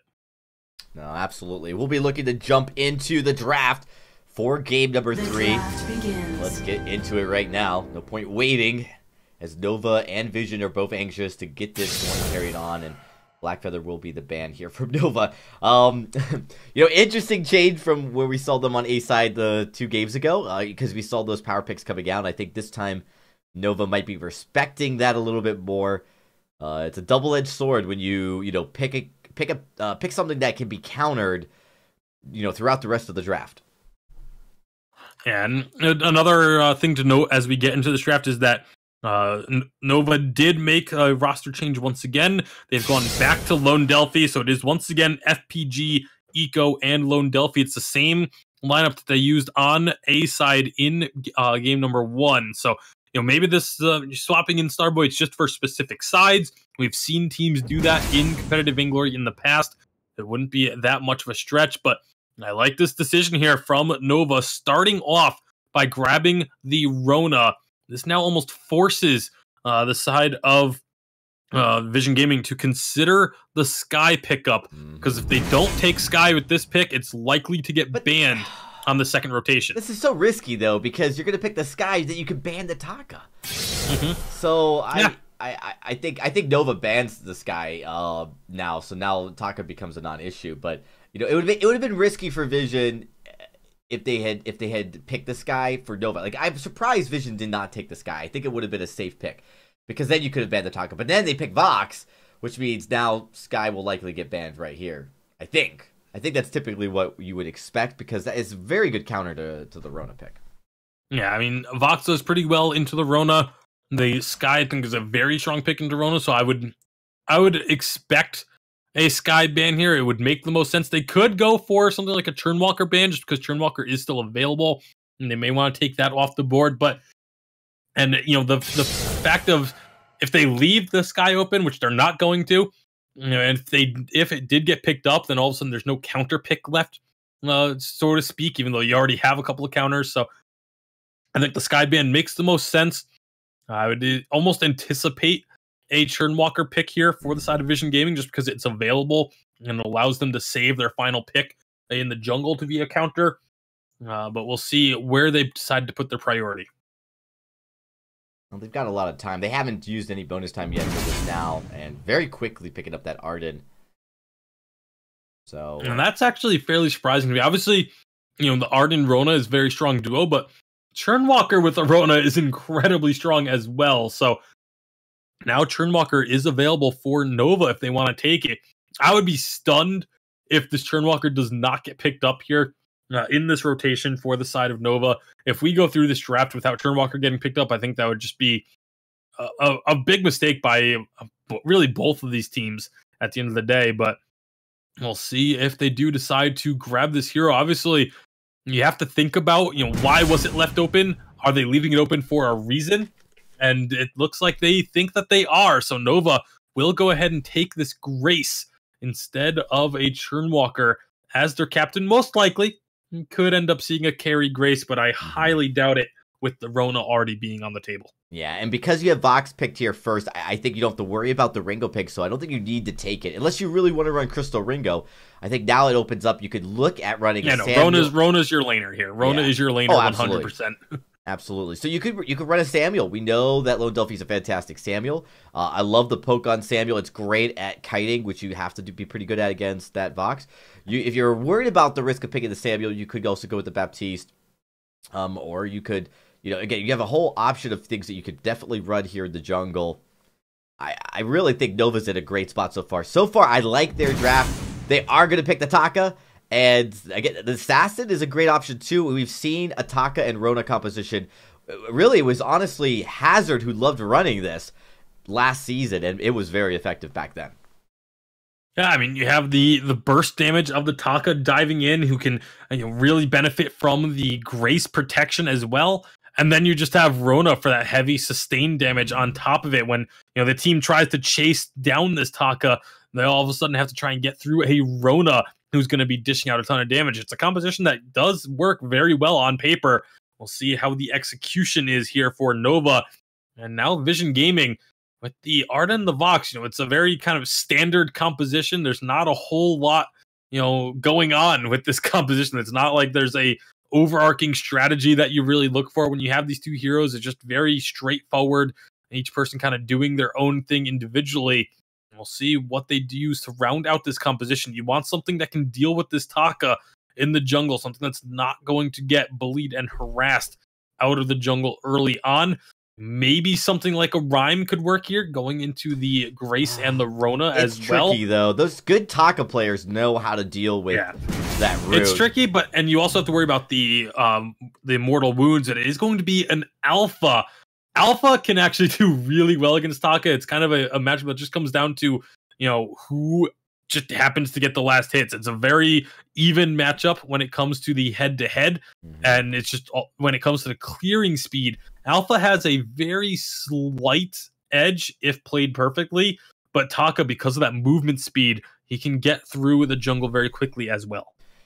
This is a great draft for Nova. I think they're going to be taking this game number 3, pushing us to a 4th game, because I do love the Alpha pick here at the end, I just think overall they could easily get really pushed back. You look at what Taka could do and Rhoda could do when they jump into a fight, they could just blow you up. And early on, if Nova plays their comp correctly, I think they could easily take this lead. And we haven't really seen Nova do a good job at taking a strong early lead, and that's something we need to see them do. If they can accomplish that, and I think this composition should help them accomplish that, we should be in good shape to have a Nova victory here and moving on to a 4th game. Well, we'll find out in the next 15 to 25 minutes or so here, Dragon Warnings. We are on to the Halcyon Fold for game number 3 of this best of 5 semifinal. Nova, as we mentioned, behind the 8 ball a bit, down 2-0 on the A side, and Vision Gaming on the B side, going to be looking to close this one out. Yeah, no surprises thus far, except that we do see Taka building the double weapon blade. I wouldn't call that a surprise. We see these assassin junglers who go Aftershock first. Aftershock's kind of a cheaper item, so you can kind of risk buying those 2 weapon blades just to get that early clear. And really, that's what we talked about. If you're Nova, you want that early lead as fast as possible. Yeah, it's about the early clear and the early fight. Keep in mind, when in a level 1, level 2 skirmish, having a better auto attacks is actually a little bit stronger than having some slightly better abilities that are going to be on cooldown after you use them initially. So the double weapon blade to start off, it's all about this early game, like you mentioned. You see the Treant is going to get started up. Who's going to commit to fighting this is the question. In the last couple games, we've seen Nova back away from this Treant, but this time they know that they have a strong level 1, level 2. They want to go for this fight. There's going to be the hard engage. The Treant does go to Eco, but now who's going to get the first blood? Delphi is very, very low. He does not have the healing flask. He is going to fall, but it's traded 1-for-1. First kill actually went to FPG, but he is going to fall as well. Healing flask also popped for Eco. Kaz and Shaded want to try and chase that down, but aren't going to be able to find the kill. FPG did not use his healing flask, but neither did Shaded Talent or Kaz. So now, all of a sudden, with that 2-for-1, Vision Gaming, they can actually take a little bit of this jungle away. Yeah, they are in a great shape already, getting this early game lead. We talked about Nova with this comp needing to get the early game, and they're really struggling, Tasty, to find the leverage here to, they go in, when they avoid the Elder Treant, it just gives a Vision a bigger Goldie. When they try to go after it, they can't manage the team fight well enough to come out on top.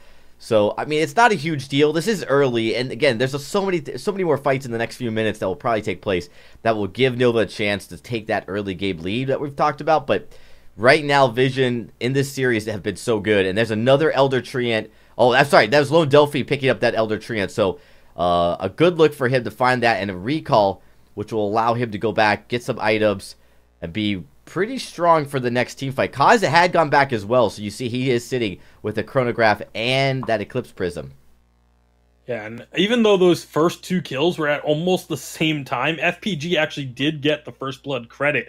So when you look up at the scoreboard, it is actually a gold advantage for the side of Nova at the moment. So they're not going to be too upset with the way that early game went, even though they did lose out on the trade 2-for-1. They did not fall behind in gold. In fact, they have the lead in gold, but you need to see this lead really start to blossom if you're the side of Nova. Lone Delphi needs to be aggressive and find opportunities in the enemy jungle here through the first 4 minutes. He has not been able to do so. He's just been focusing on just keeping his farm up, getting these Elder Treants. That is going to get you a lead, but it's not going to get you that massive advantage that we know Taka really wants to end up having going into the mid game. Absolutely. Kaz on this Alpha, though, he is going to be someone to watch this game.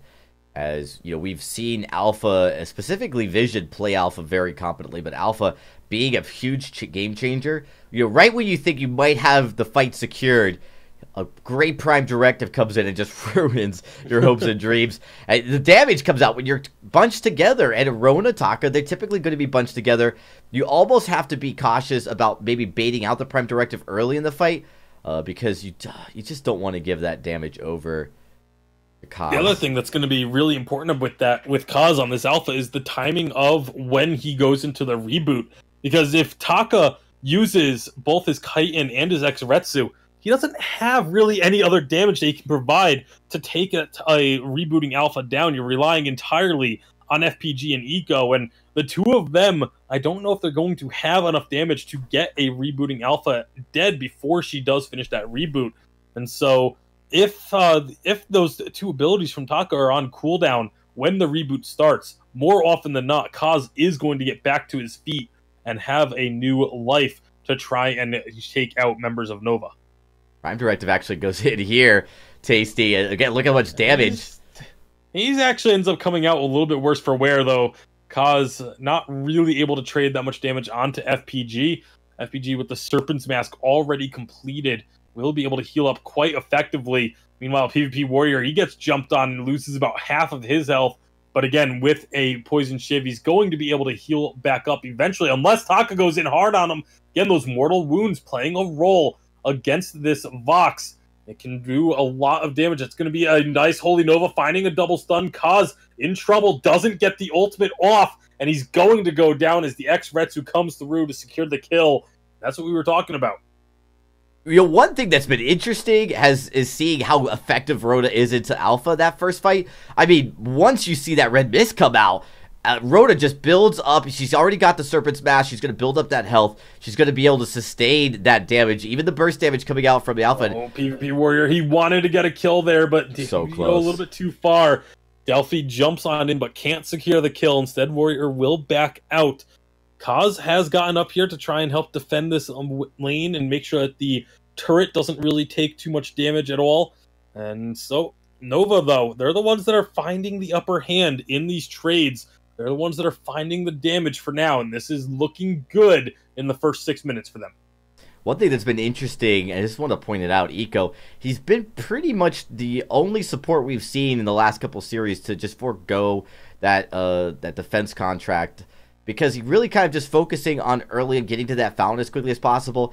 I'm not sure if it's been the right call. We've seen early on Visions actually outperform Nova in the early game, and a lot of that's been shaded talent, always buying the Protector contract for each of these 3 games, where Eco's really chosen not to go that route. And when we talk about how important the early game is, you have to imagine that might be something that Nova will look at as a potential factor, because they've really struggled these fights. I mean, they haven't been able to win the early game, oftentimes forgoing it, but in this game, they did try to contest that early treant, and it just didn't work.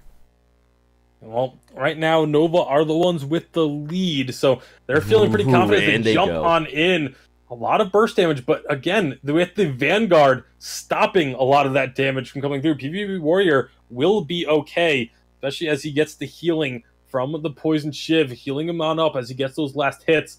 But now they try and make a play onto this treant. They do get the steal, Lone Delphi taking that one away from Kaz.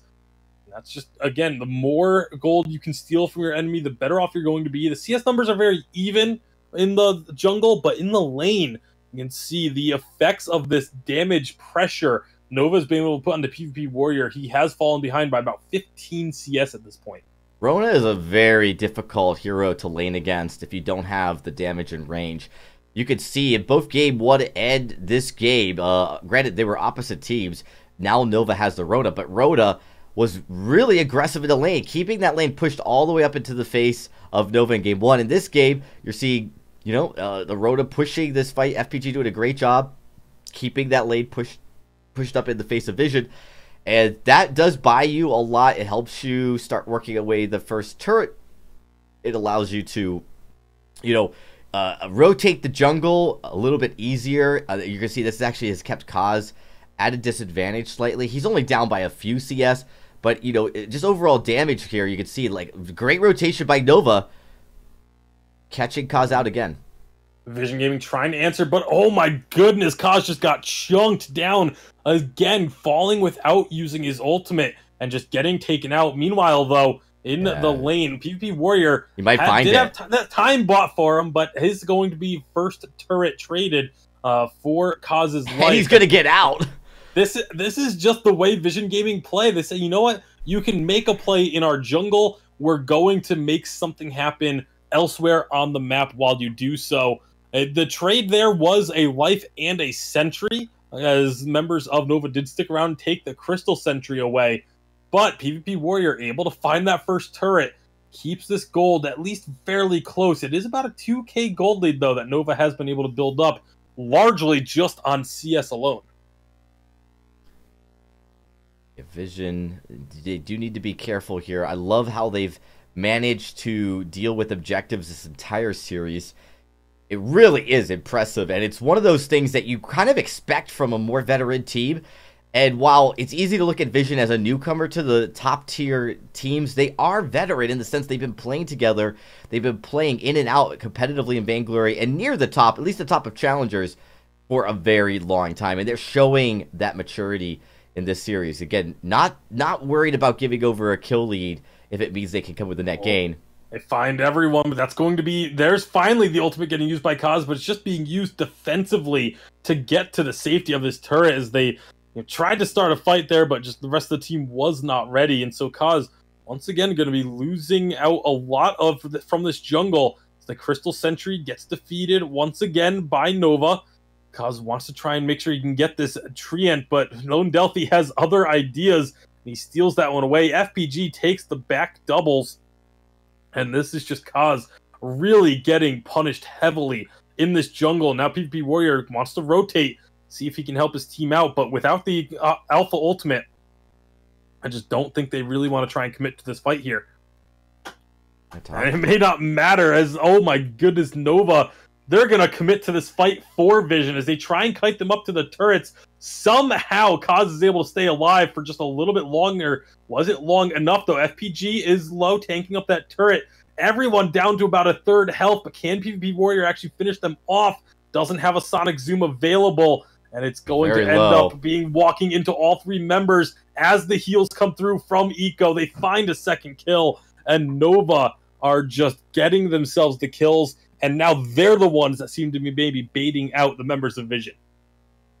Yeah, really good play by Nova there. And, you saw how low they were, and you thought maybe that was risky waiting the tri-bush, but they've got so much life steal. You've got the Aftershock, you've got the Surface Mass. Both those items provide life steal. Yeah. And when you are able to surprise PvP like he did, Shaded Talon's barrier is just not going to be enough. Great job sticking together and identifying the fact that PvP, face checking that bush there was not the right call.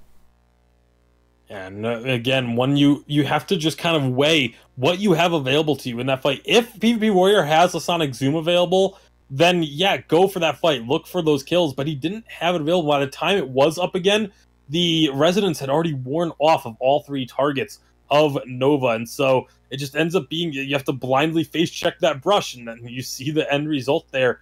The biggest thing for me this game, though, is just Kaz has been shut down very hard. He does finally have his second tier 3 offensive item in that Dragon's Eye, and there is going to be an Echo coming out for Shaded Talent now with these gauntlets, but if Kaz is just getting every single fight, he has just been blown up right at the start. He has not been able to use his ultimate offensively once this entire game.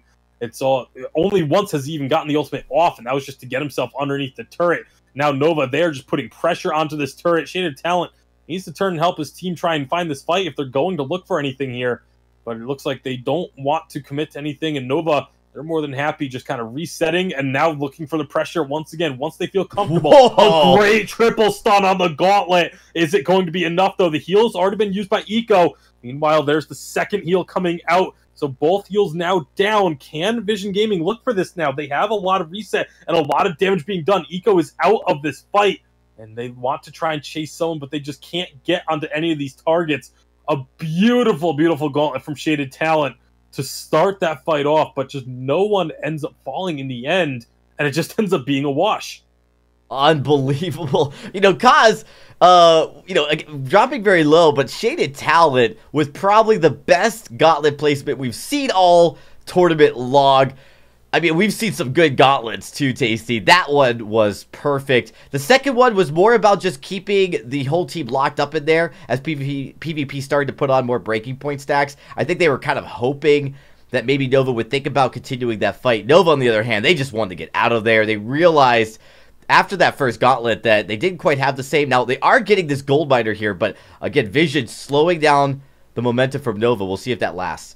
Stun on the Shaded Talent and Vision Gaming. They don't have the resources available. Gauntlet is not up for another 30 seconds, and they are just getting decimated in this fight thus far. Kaz, you have to use that ultimate soon. He does get the ultimate off, and will get some good damage off through it, but he's not going to be able to reboot. It's all up to PvP Warrior, but he has no help from his captain.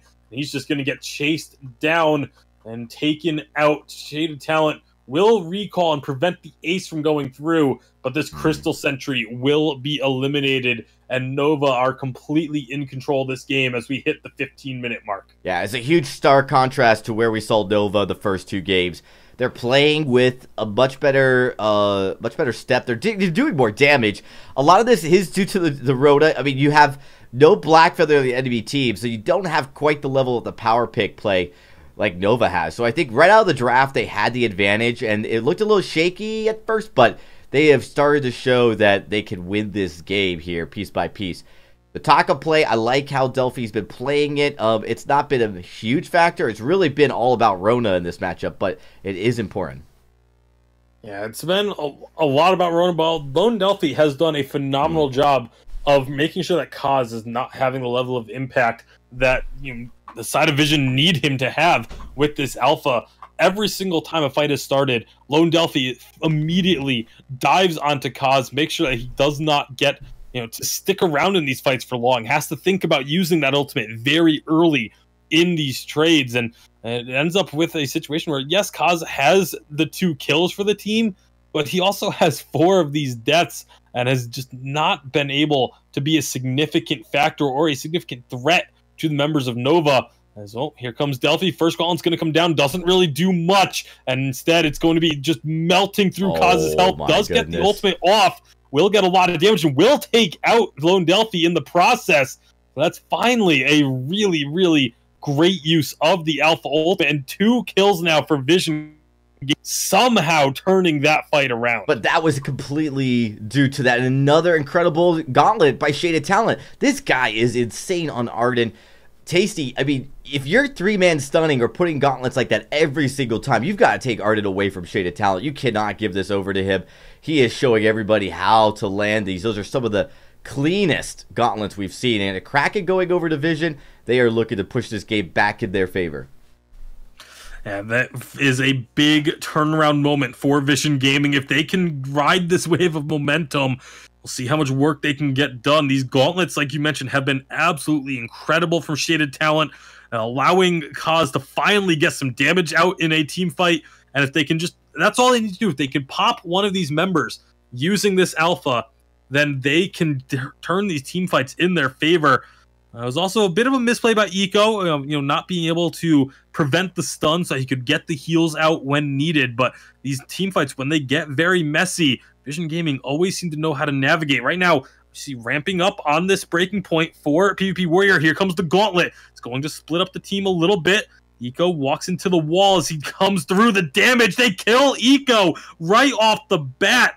And that is a big, big moment for Vision. If they can continue to push with this Kraken, they're going to get this tier 3 turret. We'll see if they can find another kill. They may be able to look to end this game, but they are going to be trying to get Taka. Yeah. He's going to be able to get onto the Sanctuary and healed up. So they're not going to be able to finish the game here, but that is a big push that they just earned. PvP Warrior might be going down, I think, but he's got, they're going to be happy just trading that. Meanwhile, Kraken still working on this turret and will actually get it almost down before finally falling. But what a big turnaround for Vision Gaming. Lone Delphi still looking to get this kill onto Shaded Talent. Should be able to get it, but now Kaz has entered the fight and is going to look to make this a trade at least, but I don't know if he wants to really go into this 1v1, knowing that the rest of Nova could be around the corner. He doesn't hit the Prime Directive, and that should be the end of that. The Lone Delphi, he's just going to go for the jungle camps. No, really good job by Lone Delphi. I mean, I think that you identify the fact you could get a kill. I don't think he was expecting to get the second kill, but he did. He stuck with it. Because of that, they're going to get another turret, and it's not going to be quite even, but it is going to keep Nova in this matchup. Again, they were dominating early on, and a really nice comeback from Vision to try to even this up. When you look at gold, it's still Nova's game, but that was a very, very big push out of Vision. Yeah, really strong push, and like you said, definitely goes a long way towards evening this game back up. Even though the gold deficit is still pretty massive that Vision Gaming are facing, able to get that strong of a push, which means if they get one more fight like that, if they could end this game. So Nova cannot get complacent. They cannot feel comfortable with the lead that they still currently have. They've got to be careful here. This is their matchup to win. And, you know, we talked about getting to game number 4. It would be huge for Nova. They could easily reverse sweep this series. It's just a matter of, you know, playing the full game from beginning to end at all phases. You know, with second Kraken coming up, it could go either way, as Nova does look to go in for this fight. And they're looking to try and engage a lot of damage as getting done. The Gauntlet is going to force members to move through, and that's going to be a kill onto Vox right the side of Nova. Huge. That is not good for Vision. They now have to run. They don't really have much that they can do to try and turn this one around. Kaz can use the Prime Directive just to get out. A Gauntlet over the wall will stun too in Shaded Talent's attempts to get out of that fight. Kraken should be free for Nova to take at this point with a 2-on-3 situation, and Vision Gaming just going to have to try and minimize their losses. Yeah, I agree. You don't want to contest the Kraken. It is going to be a really strong push out of Nova. And so, you know, while it looked like Vision had some momentum there after the first Kraken take, Nova here should be able to, at the very least, get one turret and even that up. Although I think with the Taka and with the Rhoda comp, you have the sustain to outlast a couple turrets. Maybe even take all the turrets out. We'll have to see. This is really, Vision might have to be a little bit more aggressive before they let Nova and the Kraken get down into that sanctuary. Yeah, we'll see. Right now they're working on just getting some damage onto this Kraken, but here comes Taka jumping on in. Attack slow out onto the members of Vision Gaming, but that has been reset now, so they can maybe look for a fight onto Delphi as he dives in deep, getting some good damage out there. Rona spinning as well, but Nico has everything available. This is going to be risky. Vision Gaming, they really want to just focus on this Kraken as much as they can and try and take that down. Maybe get a little bit of damage here and there, but for the most part, you need to just focus on taking this Kraken out. They're trying to just keep Nova at bay so that Nova doesn't go diving for these turrets and they don't lose as much. Again, minimizing the losses. That's what it's all about right now for Vision, and they are going to save that turret just by the skin of its teeth and can now look to try and regroup. Yeah, no, that's huge for Nova. I mean, we did say at least one turret. I thought they could get that second one, but it looks like Nova did want to play as aggressive, but they've evened this game up here. They still have the gold lead. As we approach 41, 42k, it becomes less of a factor. You could see Kaz, he's really now just building out one last defensive item, and then just looking to probably infuse. You see PvP is at max build.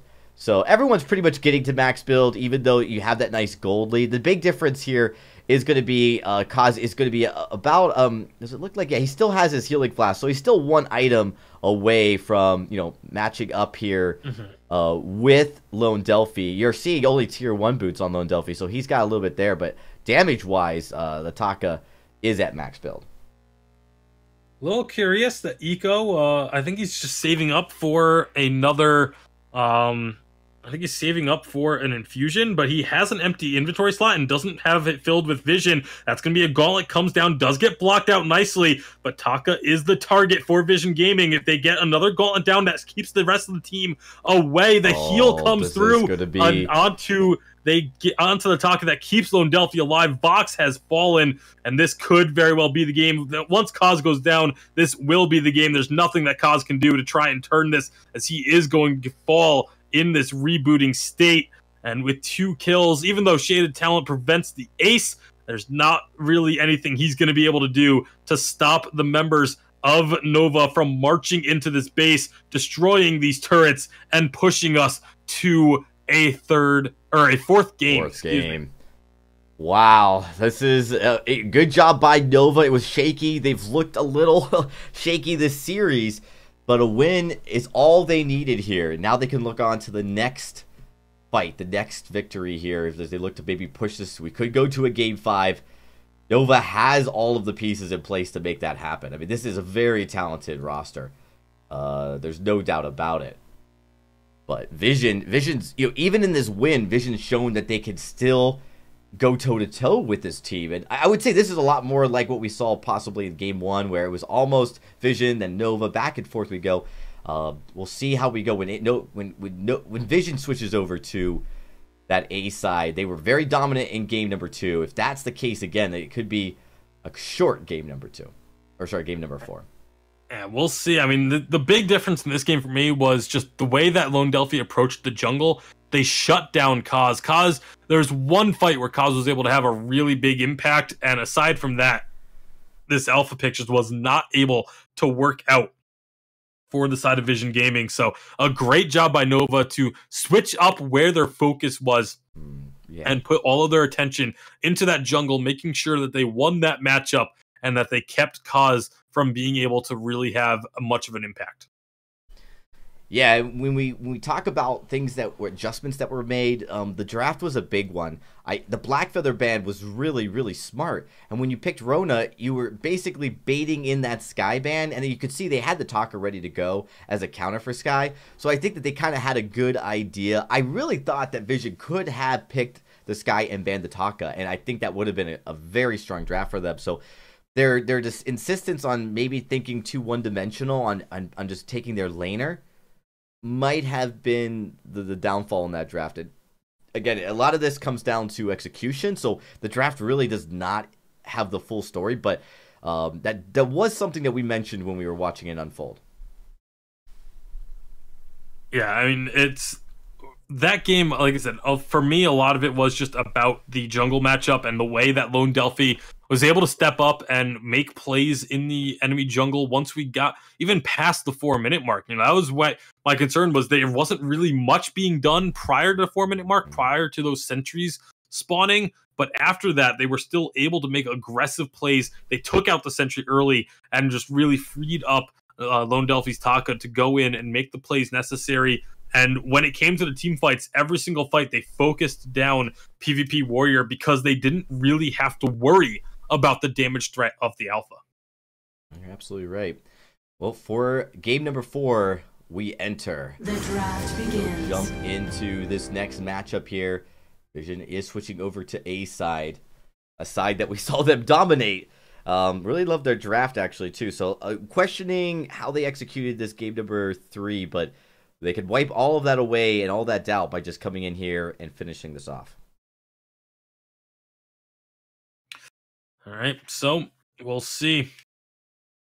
With the draft for Game 4 underway, what's going to be the first ban here for Vision Gaming? We saw them ban away the Taka earlier, and they just got beat by it, so maybe you go back to this ban. As the first ban, take the Taka off the board. You know Varia is going to be that ban from B side, and then you can get yourself that Churn Walker. That's what they did in game number 2, and it was dominant for them. I would love to see them try and get Shaded Talent back on this Churn Walker pick once again. Vision looks like they need a restart here, so we are going to stop this and start over. Here we go. Hopefully they got their connection sorted out here in the ban and draft phase. It looks like they did. All right, so they are going to take that Black Feather off the board and leave that Taka open. Obviously, Lone Delphi was more than happy to pick it up, so Varia Band comes through. Now, do they go for the carry? Yeah, they want that Rona. Rona has been a very highly contested pick this series, has done pretty darn well for herself in the games that she has been picked up, so not terribly surprising to see Rona get taken here by Vision Gaming. It's one of PvP Warrior's best heroes as well. And with this next pick, you got to wonder, will it be the Sky coming through? We haven't seen the Sky yet today. She typically ends up getting banned, but you can take the Sky or the Vox here. I really like the Sky pick, though. Take the Sky, ban the Taka, and you've got yourself set up pretty well going into the rest of the draft. Yeah, and you have to imagine Nova should be thinking about this, because I'm sure they were afraid of that. Maybe once you pick this Rona, you think about it, and that's exactly what they're going to do. I mean, I still think Rona's a great pick, but you absolutely have to ban the Taco right here. And I don't know if Nova's listening to us, Tasty, but if they are, they shouldn't have to. They because better be this giving is us just credit. This is not a difficult draft strategy. This is not a very complicated. It's not there's not a lot of thought that has to go into it. It's a very straightforward idea around this draft. And now you look at this next ban for the side of Vision Gaming, and they have to look towards something like a Churnwalker. Like, you can't let I don't think one of that Churnwalker, Lyra, Arden, one of those three captains, I think, needs to be banned with this pick. Yeah, absolutely. They're going to take the Samuel way, though. That's interesting. Okay, so they don't want to go up against the Sky Samuel. Again, it's very interesting because it allows the captain to get taken. Nova, they still prefer the Grace. Grace with Sky is very strong. Sky can go diving deep onto the back lines and then get that heal and just continue to do her work. It's still yet to be seen if it will be a weapon or a crystal Sky, and that's, again, very similar to that Black Feather power pick, is that one of the strengths of Sky. You can go weapon in the lane, you can go crystal in the jungle, you can even go crystal in the lane if you really wanted to, but it's one of those very versatile picks that you can pick up in just about any situation. Yeah, I am rather fascinated that, we're seeing a strategy that we thought was going to be implemented prior to this game. Churnwalker is the pickup here. I think that makes sense for Vision. With a Rona, you want those close fights. Churnwalker's great. Into the fray with those chains right behind you is very scary. Yeah, and the difficulty will be the Sky. Sky can get out of the chains pretty effectively, but if you get those chains locked in quickly and get that stun, if you take away the mobility from a Sky, all of a sudden she just becomes significantly less effective. Not to mention, if she's using that forward barrage to chase down an ally, and you just pull her back with a chain, and Churnwalker can work against the Sky. It's just a matter of who's going to be quicker with their reflexes. And then a Baptiste as the final pick. I don't know if you've seen this, Dragon, but the empowered Bad Mojos with a team chained does a massive amount of damage. Yeah, that's a really nice pickup here. Vision, I like their draft. We'll just have to see how they execute it, because the Sky's going to be just more of a nuisance. And if you don't take care of the Sky early, that's typically where we see a little bit of failure, from Arona, is to allow this guy to get really stacked up. I really do like this pick. We haven't seen it be very successful, but on paper, this makes a lot of sense. Yeah, it's going to be iffy, though. Churnwalker can actually do very well against the Rhyme, because you just melt through his fortified health very, very quickly with those chains. The drafts here have basically all been focused around one hero for each team. You look at Vision's draft, their entire draft is about trying to shut down this Sky, trying to prevent her from having that mobility to dance around fights. And we've seen Rona's actually be able to work into Sky before, because Rona has a few gap closers herself. And then the side of Nova, their team composition is almost entirely built to try and shut down this Rona. You have the Sky and the Rhyme both trying to lock down the Rona, prevent her from being able to get those massive stacks and that massive amount of durability that she always gets when she starts spinning. So it'll be really interesting to see which of these teams is able to execute on that strategy of focusing on the enemy laner better. Yeah, I mean, Rhyme, the nerfs that have come to Rhyme have made him a little bit less effective. But again, you look at the Rona Baptiste composition as well as the Churdwalker, and you really can't think of too many other melee heroes that would just handle that entire composition as effectively as Rhyme. You still are going to have to play this Rhyme really perfect. You can't make a single mistake.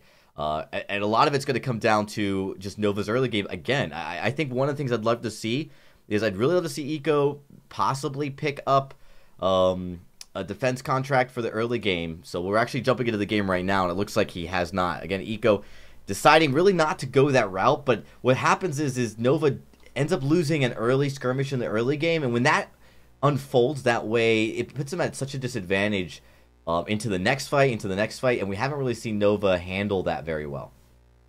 Yeah, well, I mean, in game number 1, I think they handled it pretty well with when they decided to rotate and make those moves. But yeah, like you said, when it comes to having a 3-on-3 fight, that has been where Nova has looked a little bit better. But with Shaded Talent, with this Churnwalker, if you can get these chains down, you all of a sudden become very, very strong in the level 1 skirmish. And right now you see the carries all level 2, the captains both level 1, both teams being hesitant around this Elder Treant. Neither side wanted to make the first move, but Vision Gaming do start it up. They immediately back out, trying to say, okay, you guys can take the Treant aggro. This is kind of how this dance works for a while, but it is going to be going all in now, and it does go over to PvP Warrior, picking up that first Elder Treant. And both teams going to be now actually a full recall from Vision Gaming. Not expecting that, as it's just members of Nova rotating up to the lane, but just Delphi going back to base. Absolutely.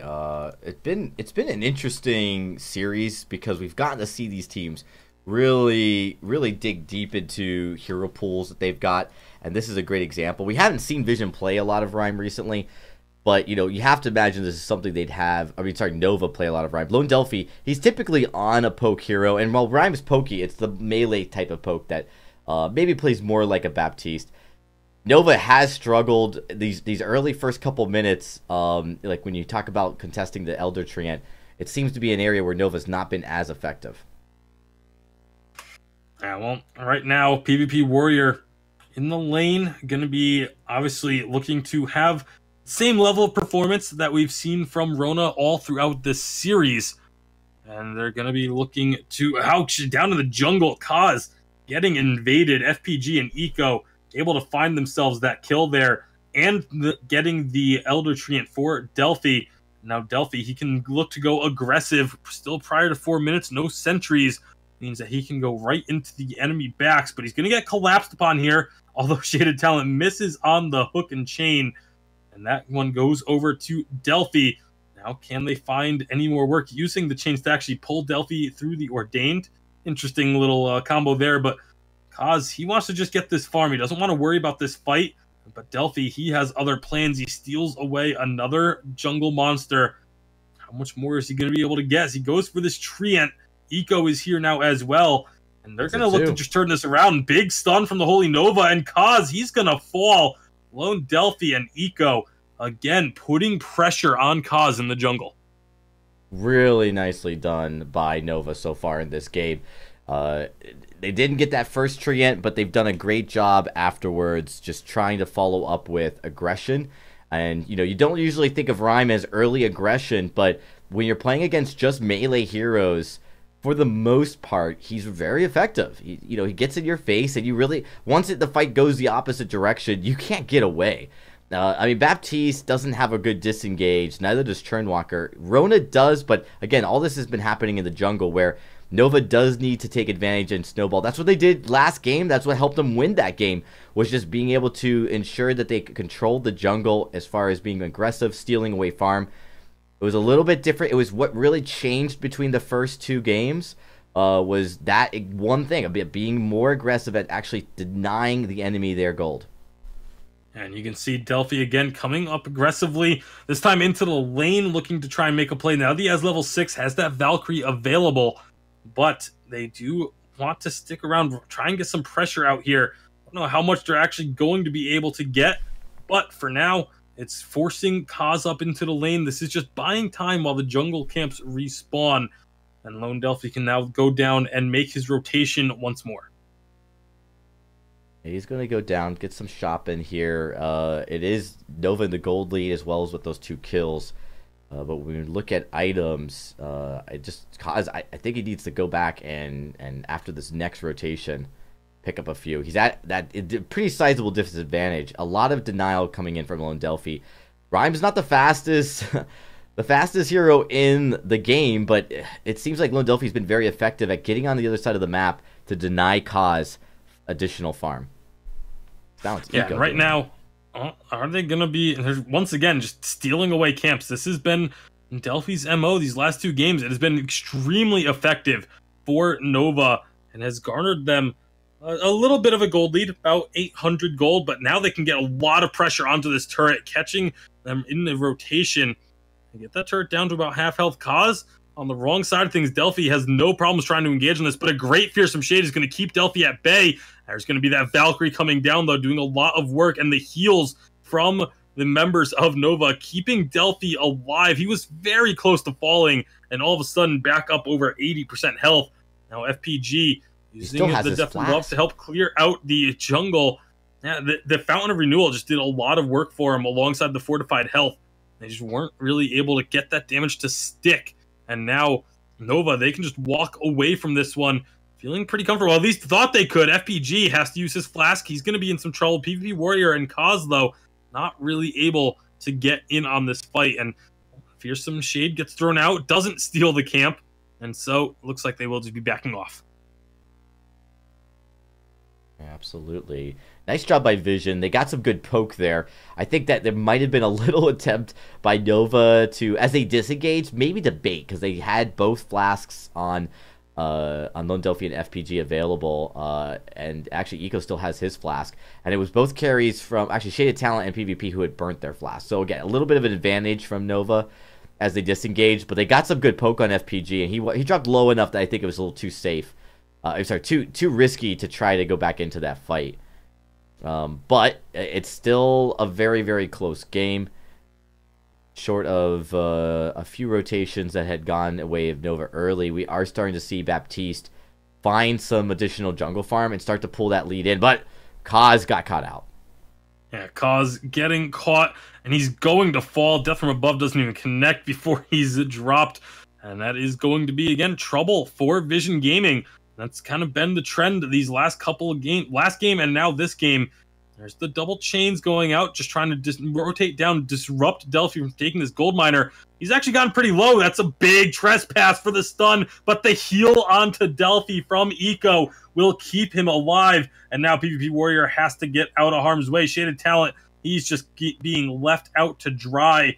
And Nova able to find these advantages. Here comes Kaz rejoining this fight, and they do take down Sky. Lone Delphi's pretty low as well. Got the Fortified Health. That's about all he's got as he uses the Healing Flask, and he falls. And Vision Gaming playing the long con, letting their captain fall, but in return, they find 2 kills and an immense gold payout. Impressive comeback here. They could potentially seize the first turret as well. And not a good look. Nova. Eco's going to come back here in time to contest. Does get the stun, though. PvP has to be careful here. Yeah, PvP Warrior, he's going to take that turret. I think he's going to be... Well, I think he would have been okay with accepting his fate and trading his life for the turret, but he gets the Fountain from Shaded Talent in order to keep him alive. I think Crucible may have been used in there as well, just for good measure. So a lot being used to make sure that their carry gets out alive, and they're not going to really be punished for it at all either, because Nova are not going to try and push this lane up. So all of a sudden, just like that, after what had looked really good for Nova, the gold mine and the turret going over has actually given about a 2k gold lead to the side of Vision now, but they're diving in hard onto Churnwalker. PvP Warrior has gotten here in time. The chains are out, pulling 2 members in. Trespass will get a double stun as Eco is a little late on the block. Now the Divine Intervention comes through, is enough to keep their team alive. PvP Warrior cannot stay in this fight any longer. FPG is still full health. Delphi has not gone down somehow, some way. FPG will take that turret down. Now can continue to maybe even look for more.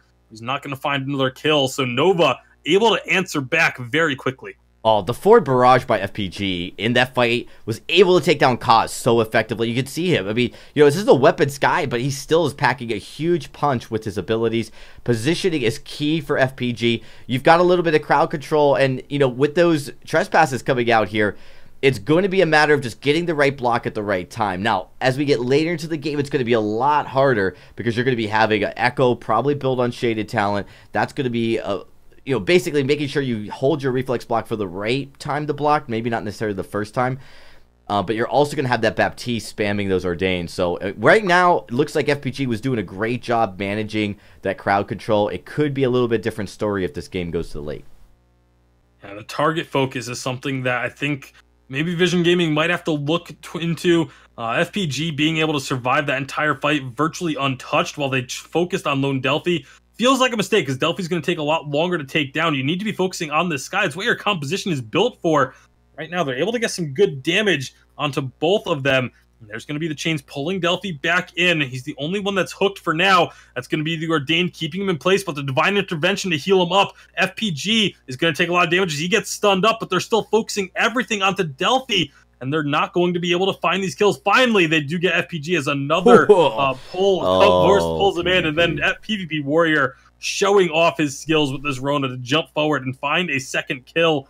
Now they can turn their attention towards the gold miner. It'd be another near full payout for them if they're able to secure that one. But PvP Warrior, he wants to make sure that Eco does not try and interrupt this gold miner take. Yeah, it's going to be a gold miner. They aren't going to go for the able to push down the lane for another turret, but they're winning these fights, Tasty. That's really what matters for Vision, is continuing to be able to change the fight, pick the fights correctly, seize up FPG. Lone Delphi, if he takes a little bit of damage early, is going to probably back off to a position where he's not, in the front. And FPG has to kind of follow. It can't be, just putting himself out there like that. We got to fight. PvP Warrior, he's in kind of a risky spot here. The death from above is going to slow him up on the way out. I don't think he has enough to get out of this one, especially not with the Valkyrie stun. Yeah, he just got completely caught being way too aggressive on Lone Delphi. Now Kaz and Shaded Talent trying to do what they can. That's going to be a great block on the Fearsome Shade. Another nice block for Kaz to prevent the stun from the Holy Nova. The Trespass is not going to do enough, though, to keep Kaz alive, and that will be 2 quick kills picked up by Nova, capitalizing on a big mistake from Vision Gaming. Yeah, and they're going to get this whole jungle farm, too. To Crystal Sentry's already down. You are seeing Rhoda come up here, but you don't want to risk giving a fight another kill over. Nova's here still pretty strong, and the Fountain's still in the bank. Yeah, PvP, I don't think you want to jump in there. And, again, it's still a pretty close game. Slight lead over to Vision, surprisingly. Nova, though, is coming back. Yeah, Nova starting to come back, starting to find a few opportunities. But again, that last one was very much kind of handed to them by Vision Gaming. That was a situation. That's one of the things that Vision Gaming, one of the things they really need to work on is sometimes it does look like they just get overconfident and they play too aggressive, too far forward. Most times it does end up still working out for them because they do have massive leads, but they don't have a massive lead right now. They're only up by a little under 2,000 gold. They can't be making those, very aggressive, almost solo plays like PvP Warrior just did.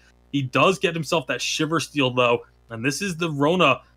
Having the 2 offensive items is all that she really needs in order to hard carry a game, and they are definitely going to now have to try and find a fight here. They need to make sure that they get these chains set up before they go in.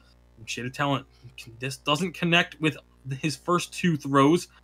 Third one doesn't hit either. It's a very short cooldown, so it's not the end of the world, but they need to try and get those to connect if they're going to look to try and start a fight. Very far forward, though. They have to be careful about going too deep underneath that turret. And for now, it looks like they might be best suited to just kind of back away, see if they can get Nova to chase them a little too far and try and turn something around there. But right now, it is just going to be both teams continuing to farm and just look for an opportunity to try and engage. Yeah, it's interesting to see kind of how these fights have looked. They're They're going slow. Both teams have become more hesitant. Item-wise, PvP's kind of where he feels he's pretty comfortable. He still has that flask. You expect him to possibly build a third item. It's really Kaz who's probably going to hope to build out that broken myth before he's happy enough. He's got the reflex block that he needs. The one thing I'm a little concerned about is Lone Delphi not building a reflex block yet. He's going to have to decide to build that pretty soon.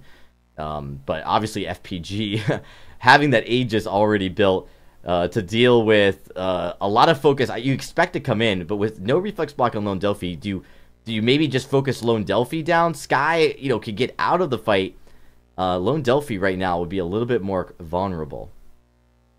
He's a little bit more vulnerable in terms of the crowd control, but keep in mind, it is still a Rhyme. He is extremely durable and difficult to take down.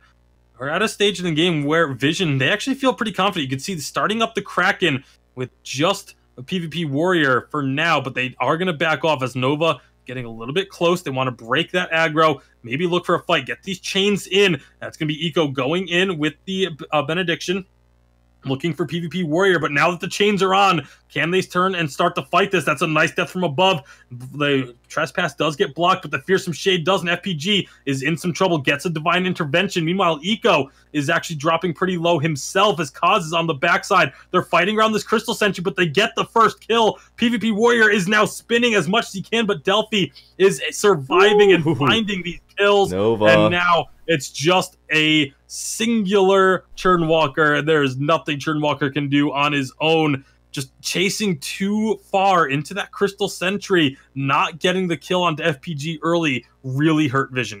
Yeah, absolutely. And pushing all the way back. Nova did a good job at getting near their Crystal Sentry to add an extra, support and damage dealer for them. And Vision just baited right into it, Tasty. They didn't even, question it. Going back, and you could see, PvP Warrior just got so low, and on Arona, who you're typically seeing having a lot of sustain in these fights, you really can't risk.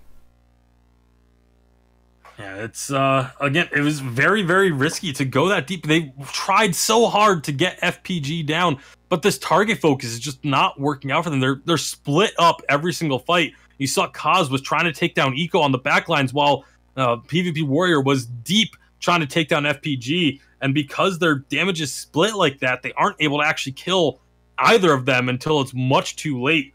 And so all of a sudden, Nova able to win that team fight, get that ace, and get themselves a Kraken pushing in towards this tier 3 turret. Kaz has to use those boots to get around the death from above. Very nicely placed by FPG, but now are they going to look for this fight? They need to just try and take this Kraken down. Lone Delphi throwing out those Winter Spires to help take the turret out as quickly as they can. See PvP Warrior going back to the base to heal up. A couple of chains are out for Shaded Talent. He pulls them in. There's going to be a stun onto FPG, but they've got Lone Delphi stunned up inside the base. The Divine Intervention is keeping him alive, and a big Valkyrie stun onto Kaz keeps him out of the fight for a few more seconds. Holy Nova will get a double stun, and Nova are just starting to turn this fight back around. PvP Warrior jumps out of the fray, gets on to the Sanctuary to heal up, and they will be able to turn their attention to this Kraken, but Kraken already took down one of their Vein Crystal turrets.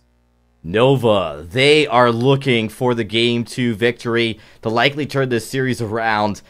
And with that first Crystal turret taken out, this is a game that, they could absolutely win. They've got the mobility to be more aggressive. What you're really looking at now is, even though you're probably going to have a few more minutes to crack it, is you start looking at fights where Vision now have to be afraid of not necessarily getting ace, just going down where there's only one man standing. Like, you can't even give that up, because this is absolutely a case where Nova can just push in and close out a game. This next fight is going to be extremely important. Vision need to choose their targets very carefully. Because right now, every time they start to get FPG down low, he gets out of the fight just far enough, then they turn their attention to Rhyme. And once they turn their focus onto Rhyme, that's when all of a sudden you see the death from above come down and split the team up even further and just cause even more of a damage split for this team. So at this point, side of Vision Gaming, they need to either recognize that they either need to get the kill on the FPG early, or maybe look to focus Eco. That's one of the things that I think is overlooked a lot, is focusing down the enemy captain, especially if it's someone like a Grace who can keep a team alive for so long. She doesn't have the tools that the rest of the team does to get out of a fight. She doesn't have the durability that a Rhyme does. She doesn't have the mobility of a Sky, and she's not going to be getting those divine interventions nearly as effectively as one of the carries would. So if they maybe focus on Eco, that could be the way to victory for the side of Vision Gaming. Of course, that's a lot easier said than done. Right now, they need to be careful of their positioning that they don't get out-rotated. Looks like we could be getting a fight starting up here shortly. The Treant does get taken by Vision. And they've got themselves in a position. They've got 2 chains out. That's all 3 now hooked. That's going to be the first trespass getting blocked. And it's now going to be up to Shaded Talent to try and get these chains placed once again. There they go, trying to get the damage onto anyone they can, but it looks like Kaz is worse for wear. He's going to be getting stunned up by a Valkyrie and dropped. Lone Delphi making plays on this Rhyme, and in a 2-on-3 situation, they actually makes it a 2-on-2 now. PvP Warrior finding some damage here, but I just don't know if he's got enough. He's going to get stunned up again. Lone Delphi just so durable. PvP Warrior has nowhere to go. A slow from Grace will secure the deal, and now Shaded Talent on his own has to run away, will get out. Now Kraken can be started by Nova. Yeah, you saw once those reflex blocks were pulled, I mean, the Roots and the Grace Holy Nova, those stuns combined together are not going to allow the Rona to get out of there. Rona is susceptible to this composition as we get later into the game. It's been very risky, and we talked about, right? You know, it was like when Krull went into the Grace, that was a risky comp. You're kind of seeing the same thing here. PvP's got an Aegis, but they need to make sure that they time their Crucible and Aegis effectively early. They got 1 kill, but now you're going to see Kraken going over to Nova. It surely is Nova's game. Well, we'll see, because if Vision Gaming can find themselves a team fight early, they can maybe stop this one. But with only 1 turret, it is very, very unlikely. They are going to get themselves infused up. They're going to have to move forward aggressively. They're going to have to meet this Kraken very early and start getting damage onto it. They want to have any chance of trying to extend this game any further, and that's exactly what they're going to do. Getting damage on it early, but they have to be willing to turn and look for a fight early, but not overcommit to it. It's such a difficult spot to be in right now. They're focusing everything onto this Kraken. They want to make sure the Kraken is down before they really do much of anything else, but now they turn and look for a fight.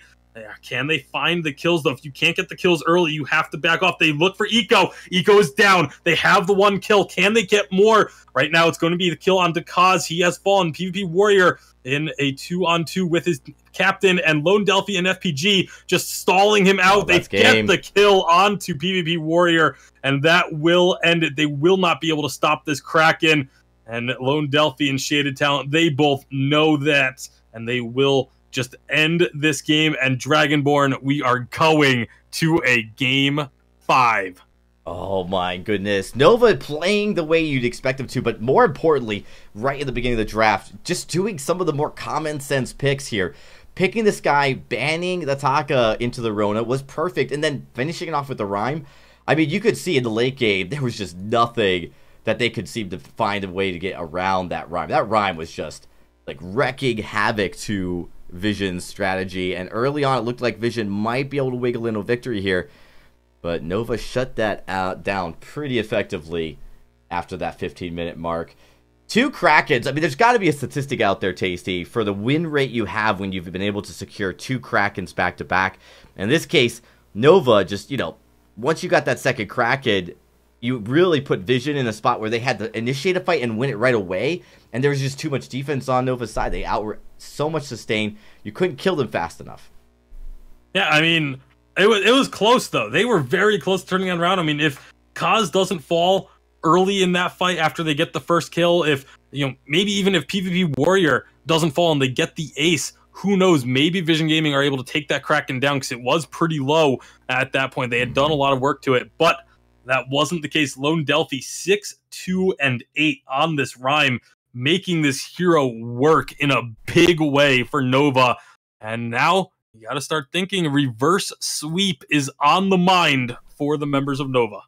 Oh, it absolutely is. Vision now back up against the wall here. Need to make sure they come into this next game, I think, with a little bit better strategy. It's kind of funny if you think about it, because Nova kind of was able to effectively bait, or not, they didn't effectively bait. They were able to get the Rona on A side without having that Sky, and we talked about how that was very risky, but it worked out because of how the draft went. And then, unfortunately, I don't know if Vision just wasn't aware of that strategy, the fact that you could just ban the Taka at that point, because they did the same thing Nova did, but unfortunately not with the same luck to have the enemy team, not pick that Sky up. So we're going to take a very, very short break here, everybody. But when we come back, we'll be getting into our final game of the night, a final game of the semifinals as well, as we'll be determining who's going to make it over to the finals tomorrow. Will it be Nova or will it be Vision Gaming? We'll find out after this.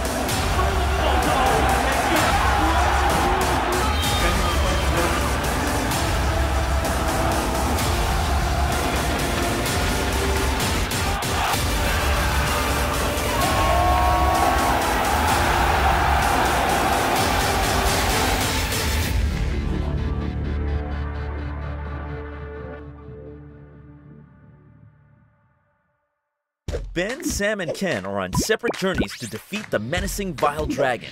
But let's just say luck isn't on their side. If only there was a way for them to find each other and band together. Well, that's why there's Band.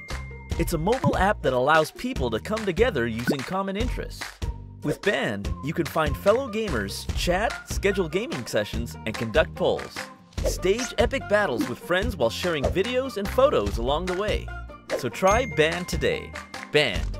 Be together.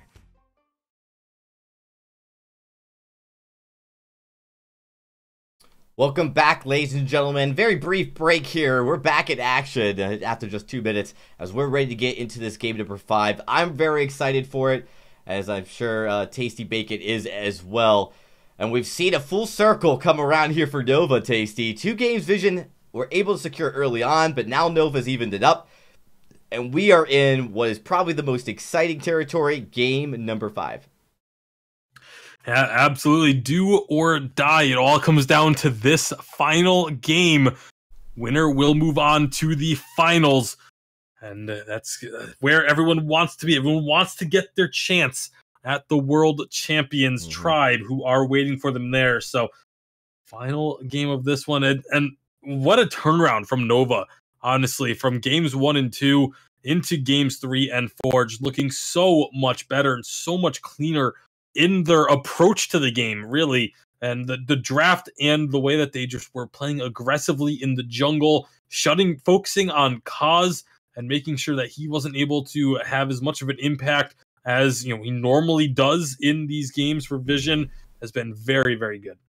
Yeah, we're going really late into the night here, so let's just jump right into it. We really don't need to wait. We know everybody's ready to see this match take full. Nova here instantly banning the Rona.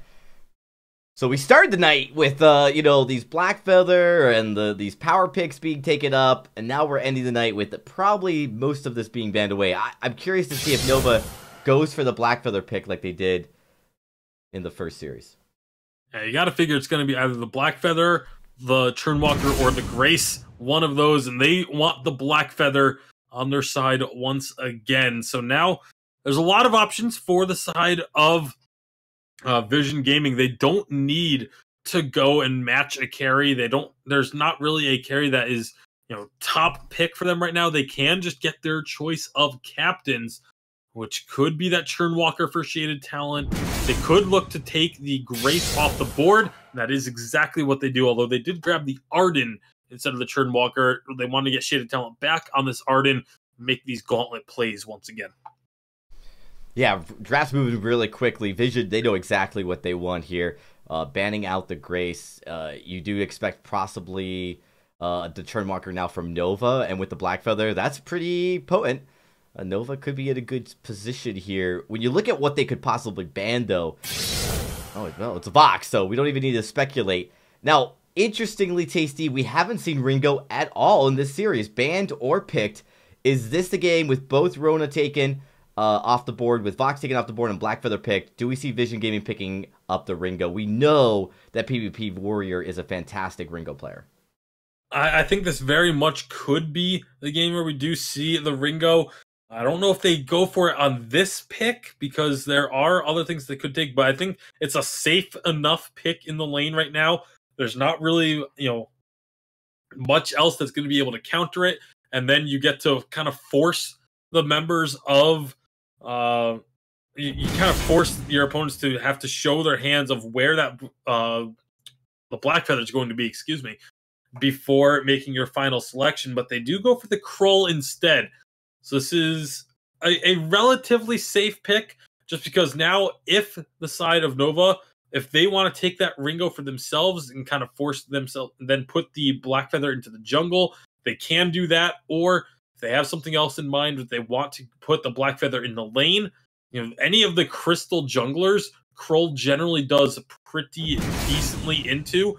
The Koshka is one that can become kind of a skill matchup because they're both have pretty quick clear speeds. Koshka obviously has the movement speed to try and run around a Krull, and so that could come out here, but then you're running into a heavy melee composition.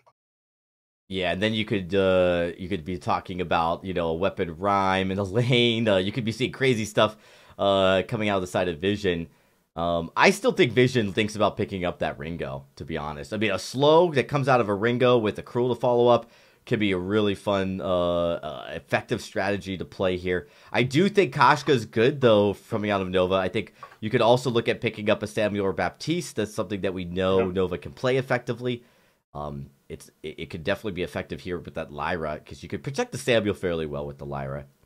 Yeah, the Baptiste would actually work pretty well for them.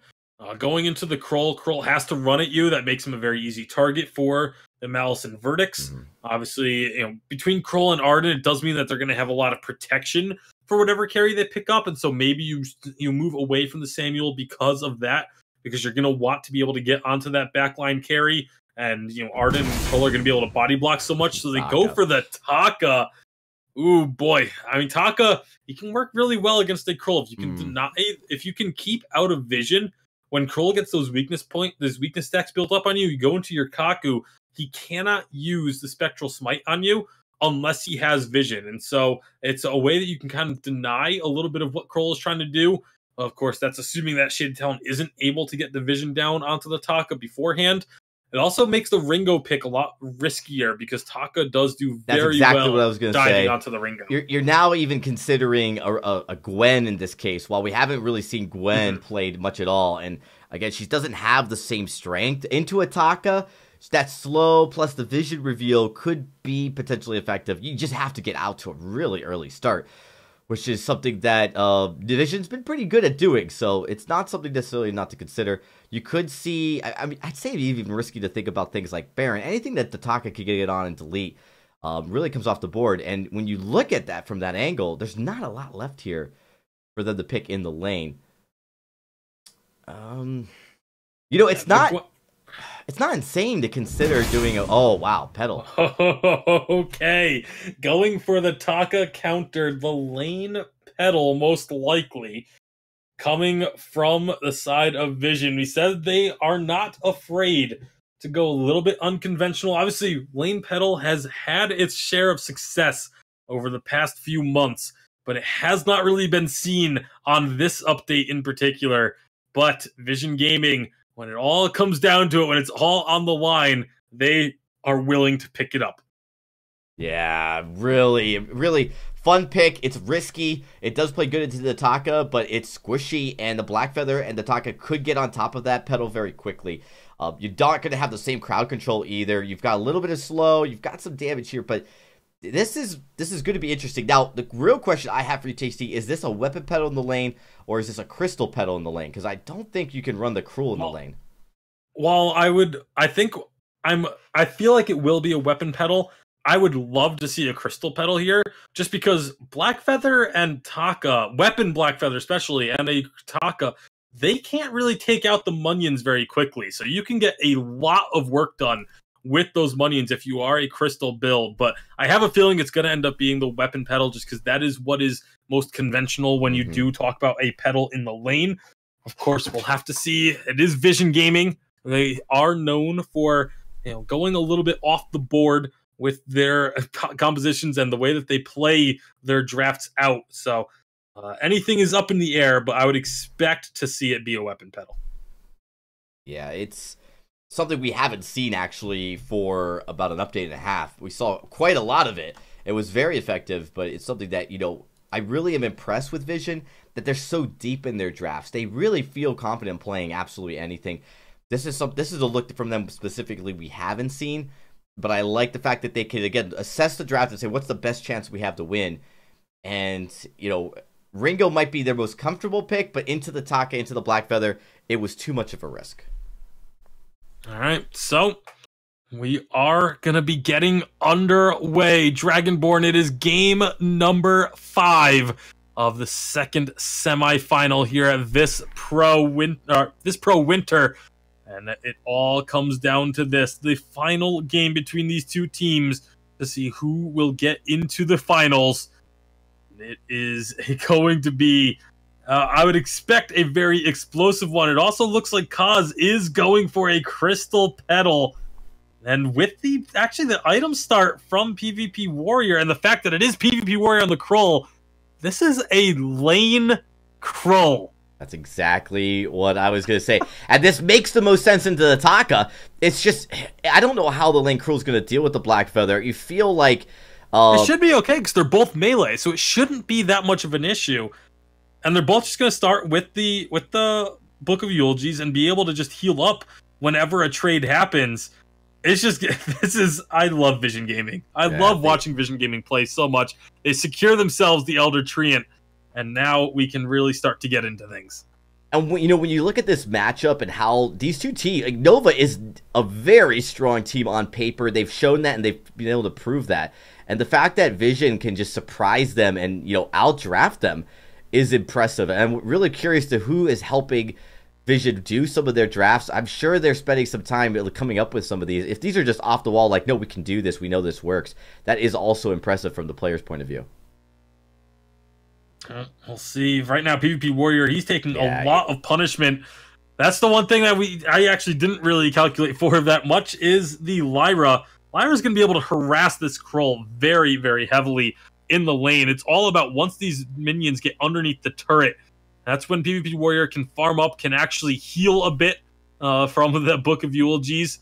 He's got to make sure that he gets as many of these minions as he can. It can be a little bit difficult to farm underneath the turret when you have the minion candy and minions and you're playing this Krull, but he's doing a pretty good job. I think he missed one minion underneath this turret, so not too shabby for him.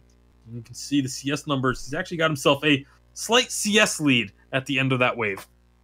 Yeah, Lyra's going to be a pesky, and the Blackfeather's on point. PvP is going to have to continually deal with that. But what's really going to help PvP is once he's got a decent lifesteal item here, he'll be able to heal up pretty quick. And also defensively, I have to imagine he's not going to go a glass cannon build whatsoever. That's just not how you build Krull, even though he's the laner. And it's really going to be Kaz who's going to be building as much offense as possible. That's kind of how I foresee it. Again, a little bit different than how the meta plays, but this is Vision. And, they're just looking for a way to counter Nova here in this game. They might have found something. We'll see how it plays out.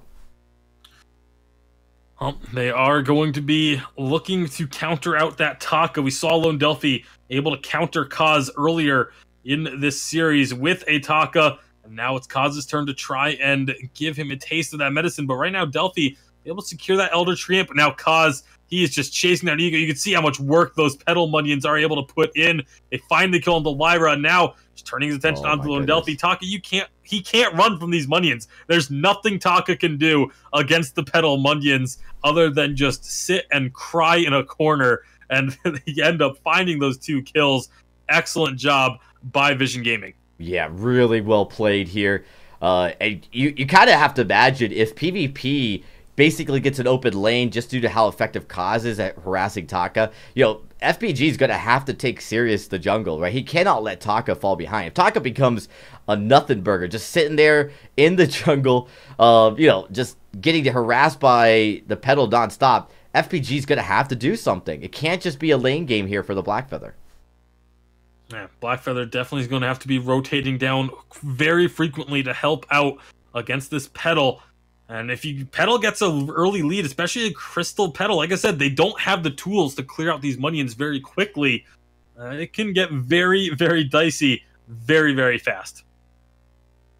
Yeah, PvP now, just like that, Blackfeather has to rotate down. PvP is able to farm uncontested. The Cruel has a 9 CS lead over FPG's Blackfeather. And, it's only surprising because we wouldn't have expected a lane Cruel in this meta. But when you think about how they're playing with the Petal in the jungle, it makes perfect sense. Again, FPG's going to have to keep rotating down here, and I really don't see a chance. Lone Delphi's going to have to just play a perfect Taka into this Petal. Well, right now, Kaz just going and clearing out his side of the jungle once again. A lot of this early game has just been about farming. And you look at the CS numbers, it's a lead for PvP Warrior in the lane as a lane Krull. Let's just reiterate that. But a small CS lead for Lone Delphi coming out of the jungle actually thus far. But Kaz, he's getting close. He should be able to buy his first tier 3 item when he visits the shop. And obviously Lone Delphi has his Aftershock completed, so he's going to have a lot of burst they can try and get onto Kaz with. Kaz doesn't actually quite have it now. He finishes off the Dragon's Eye, so going to be just ramping up damage on those Minions as much as he can. Yeah, Lone Delphi getting that nice power spike with the Aftershock now. Could be looking to get some burst in. And of course, FPG, 6 minutes, not surprising that he's still halfway to building that second item. It looks like it'll be a breaking point. Vision have done a good job. Now they've got the lane pressured. They've got the jungle pressured, the lane pressured in their favor. Both edges pushed up. I really am impressed so far with how Vision's executing this draft. Yeah, they've been executing exceptionally well here in the early game. Going in underneath the turret, just putting pressure on with those Minions, setting up seeds so that as they die under the turret, and new ones can just continuously spawn, but they're not actually getting a lot of pressure onto the members of Nova, thanks to Lyra being able to just heal them right back on up. And the Kaz immediately recognizes that and just goes right back into his jungle. Yeah, Lone Delphi, having to rotate down, knowing that PvP and Shaded are there, but he can't give up that rotation. He can't get that far behind. He's already a fair amount, or he was behind. I'm sorry, he actually got evened up there. As we do see, it is even between, a little bit actually ahead between the Taka. Krul's still ahead of FPG, but that's starting to even up right after this rotation. Yeah, it's good. Right, so, right now, with a little bit of pressure being able to put back by Nova, they've been able to kind of stave off the pressure from Vision. If they can find ways to get, some pressure onto the lane themselves, they could actually find a way to get advantages and kind of negate a little bit of the power that this Petal is going to have right now. Krull obviously going for a very offensive build as far as Krull builds go, having 2 offensive items already completed at the 8-minute mark, something that Krull is probably not very used to. It's just because he doesn't usually have this much gold being put onto him. Yeah, you have to imagine that PvP will start building some more defensive items here. Shiver still makes a lot of sense. But already, a lot of attack speed and sustain coming out as we have a fight breaking out. But it's Shaded Talon on Arden, man. He's going to separate a team. Yeah, that's going to be very, very fun to watch. But right now, they find themselves a quick kill onto Eco, kind of catching him out of position a little bit. FPG a little low, but he's going to not really be able to stick around underneath this turret because so much pressure from Vision Gaming. That's a very quick turret take. You saw how quickly it just melts with a Weapon Krull and a Crystal Petal both going to town on it. Yeah, we talked about Vision's objective game. Well, with this composition, they are going to be able to blow through objectives. You know, they put a little bit of pressure on Nova, 1 kill, and bam, the turret's instantly deleted. And that's because there's going to be just so much damage, and there's a lot of sustain. I mean, Petal is great with this Krull when we think about it because of the heal that comes out from that spontaneous combustion as well. So sustain, and just keep pushing ahead. That's going to be the name of the game for Vision. Objectives have always been their strength in this series. We'll see what kind of answer they're going to have to this now, because Vision Gaming, they can just start riding this momentum very heavily. And if Nova are not careful, they're going to find themselves just falling further and further behind. It's already about a 2,000 gold lead here as we approach the 10-minute mark. Vision Gaming, like I said, this unconventional draft, they're starting to find ways to make it work. And, they've gotten in behind FPG and Eco. FPG likely going to just sacrifice himself to get this turret. He will destroy the turret and then tries to get out, but it gets caught with the From Hell's Heart over the wall. Another Rose offensive to get further into the enemy jungle, just making sure that if he's going to sacrifice himself, he's going to buy as much time as he can and force Vision as far away from being able to make any progress and capitalizing off of this kill. And so that's exactly what he's able to do.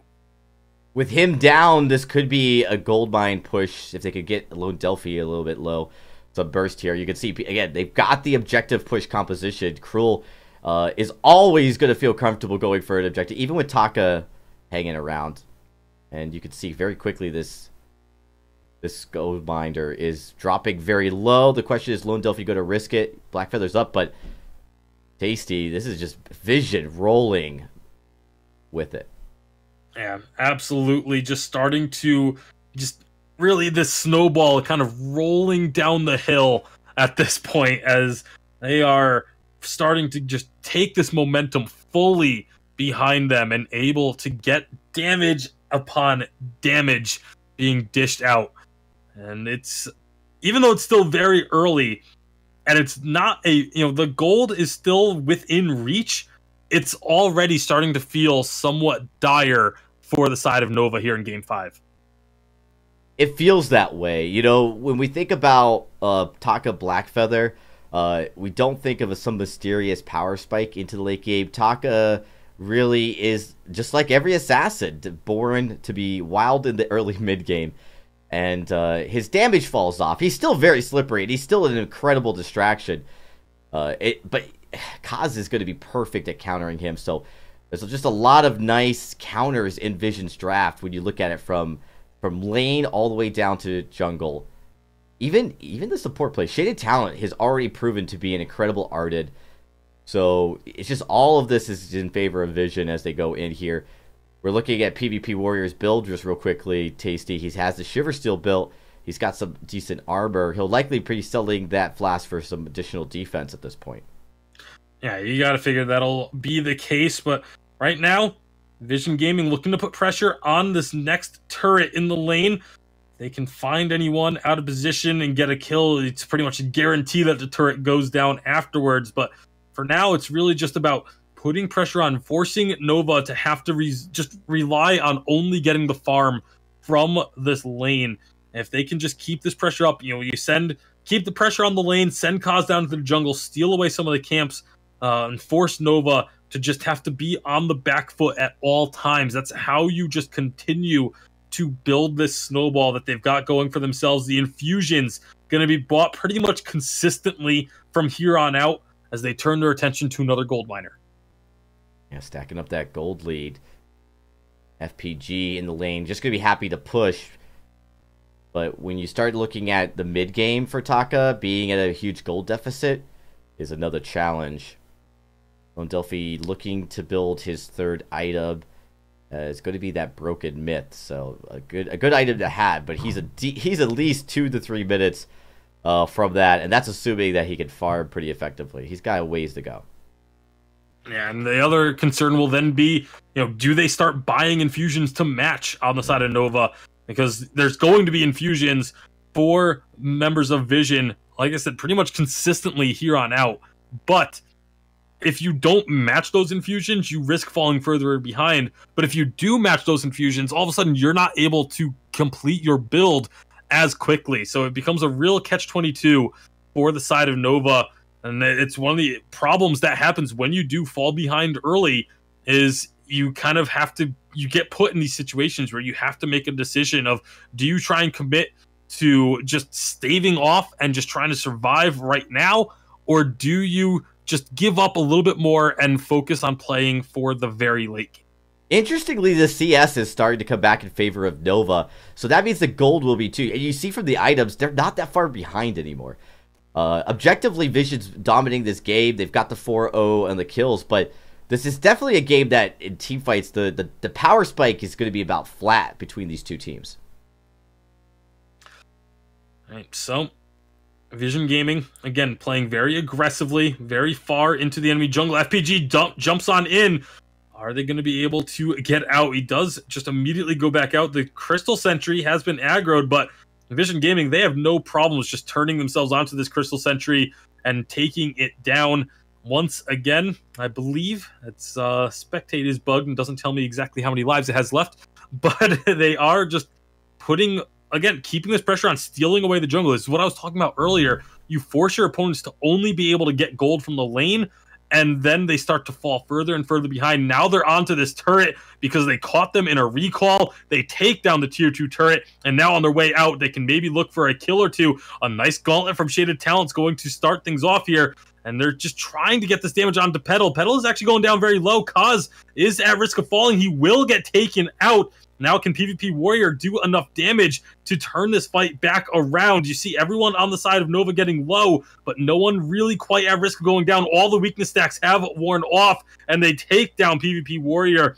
find that second kill, and now Nova may have just found their way back into this game. No, impressive ace here. You should have seen the way they split, kind of forcing PvP Warrior to just do a double take on where he wanted to go. He could get to Black Feather, he could get to Taka. Great job separating him. They, allowing him to build at least a few stacks, but then letting those stacks wear off. Great job focusing on Kaz early in the fight. They do need to take Kaz out. He is the primary damage outputter at the start of these fights. He's got the most damage right here on this Crystal Petal. You've got to respect that. And this is a huge, huge ace. Getting this Kraken push up here. They're likely to knock in one turret, maybe even two. And maybe even take this gold lead. They've been behind by a few thousand, but they have the opportunity. They've been close in CS, and now with the kills almost even, they could be evening up these objectives as well. That's definitely going to be a very telling push, a very important push for Nova. If they don't get a good amount off of this, then Vision Gaming could just push right back down the lane. So they have to be careful about not going too deep, not overcommitting with this Kraken. You can see already Kraken getting a lot of damage done. The second turret is now going to be going down, and they're looking for a fight. They're diving on in, trying to get onto Kaz, but Lone Delphi is in a world of trouble. He's going to be the first one to fall. This gauntlet has got the team trapped inside. Finally, the portal comes through to get out, but FPG, he takes the portal, but it's right into PvP Warrior. Waiting arms. Oh, he was just sitting there. He knew that play was coming and was just waiting, getting that passive built up. Now the Kraken's going to get taken out. It should be able to take down this choke point turret, which is still very huge for Nova, but that fight did not go the way that Nova would have liked. Very heads-up play by PvP. There's a lot of foresight that comes out of Vision. They, with the lack of vision, they have really good instincts to what's going to be happening, and you could see it right there. Cruel just waiting in the bush patiently, knowing that he just needs that speed buff that he's going to get by getting that heroic perk activated. He doesn't need to rush in and be on top of the Black Feather. Petal's doing that. Instead, just kind of wait to see where Petal ends up Black Feather ends up going, and then initiate on it. Great job.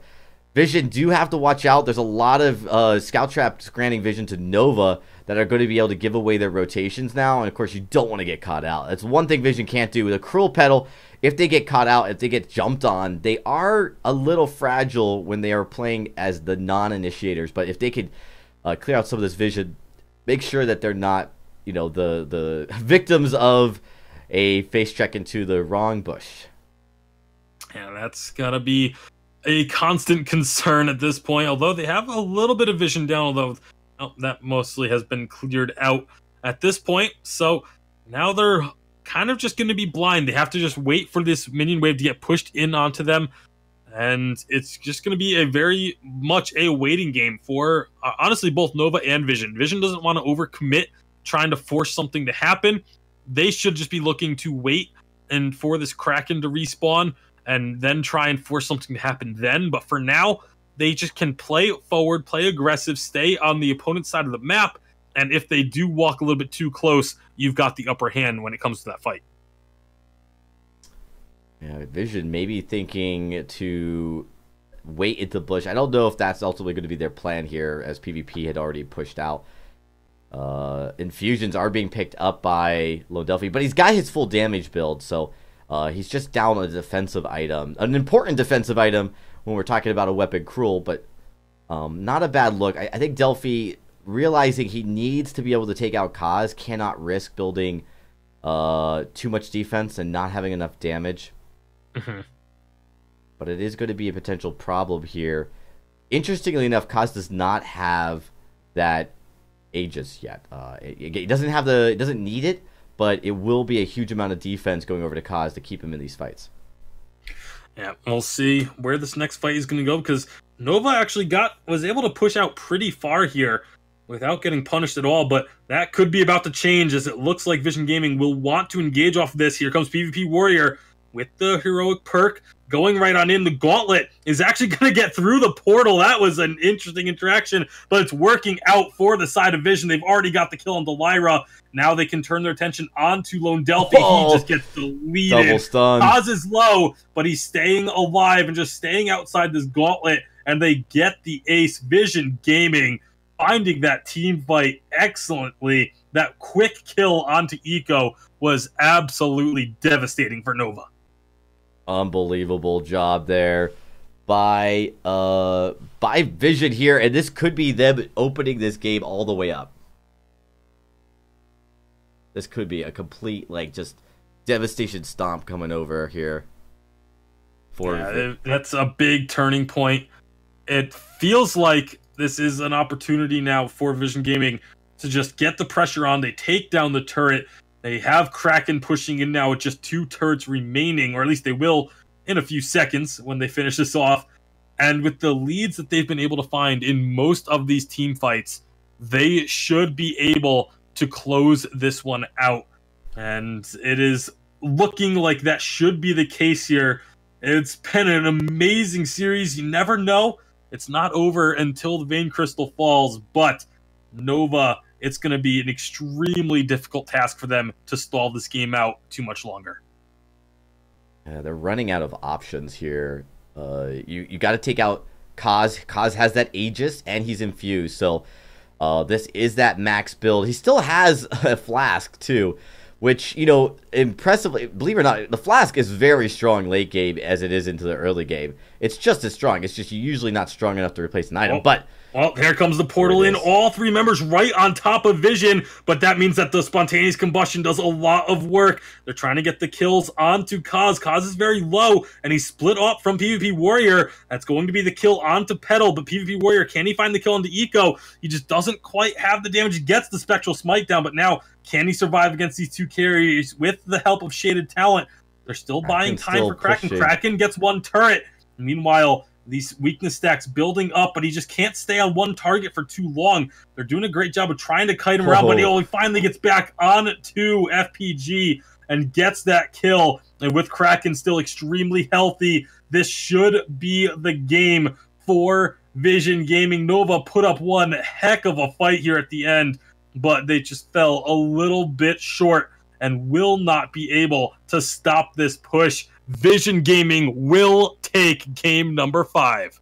Vision with the lane cruel. An impressive draft, an impressive execution on that draft. Vision are going to come in here, and they are going to get the victory. They are moving on to the finals to play Tribe Gaming tomorrow night. And I'm just excited to be here for the ride, Tasty. What a series from these two teams. What a great matchup between Nova and Vision. Very different from the last time these two teams met. Nova had a little bit of a chip on their shoulder. They came out looking a little bit flat, but they turned it around and found themselves right back in this series, pushing Vision all the way to 5 games. But in the end, Vision was able to seal the deal and will be our second finalist of the VISPRO winter season. It was an absolute treat to watch this matchup here, to see PvP in the lane. This guy, you know, I know we said Shade Talent was the player to watch, and no doubt about it, Shade Talent was playing phenomenally, but I have been completely won over by PvP's ability to play everything. This guy is insane. There's nothing that he cannot play in the lane, it seems, and, you know, the meta's changed time and time again, and just Vision keeps getting better. These guys keep getting better. It's just, it takes practice, and you have to, you know they're putting in the work here. Nova, a very strong team coming into this game, the second seed team for this tournament, put up a valiant effort, but they fell just a little bit short. Yeah, like I said, a great series, a very entertaining series to watch, and congratulations to Vision Gaming making it into the finals.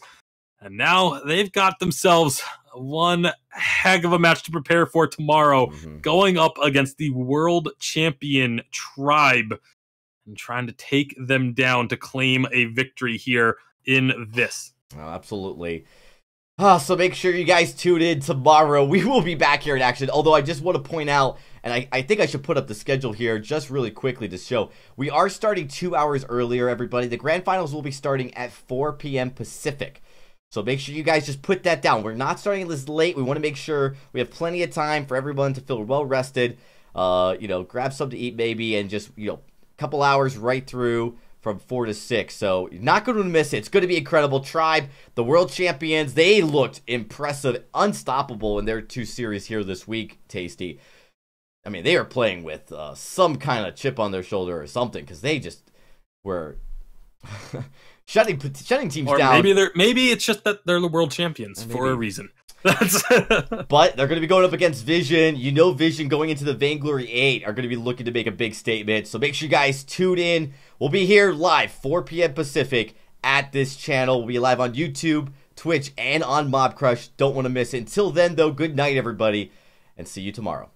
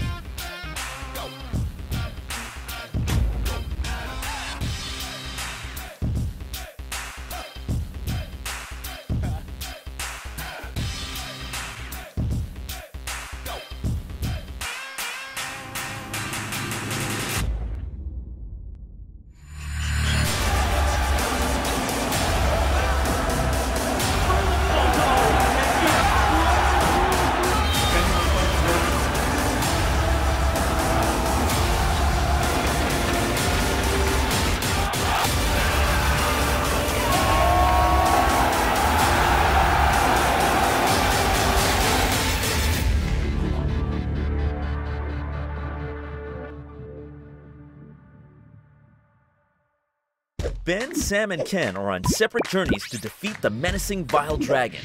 But let's just say luck isn't on their side. If only there was a way for them to find each other and band together. Well, that's why there's Band.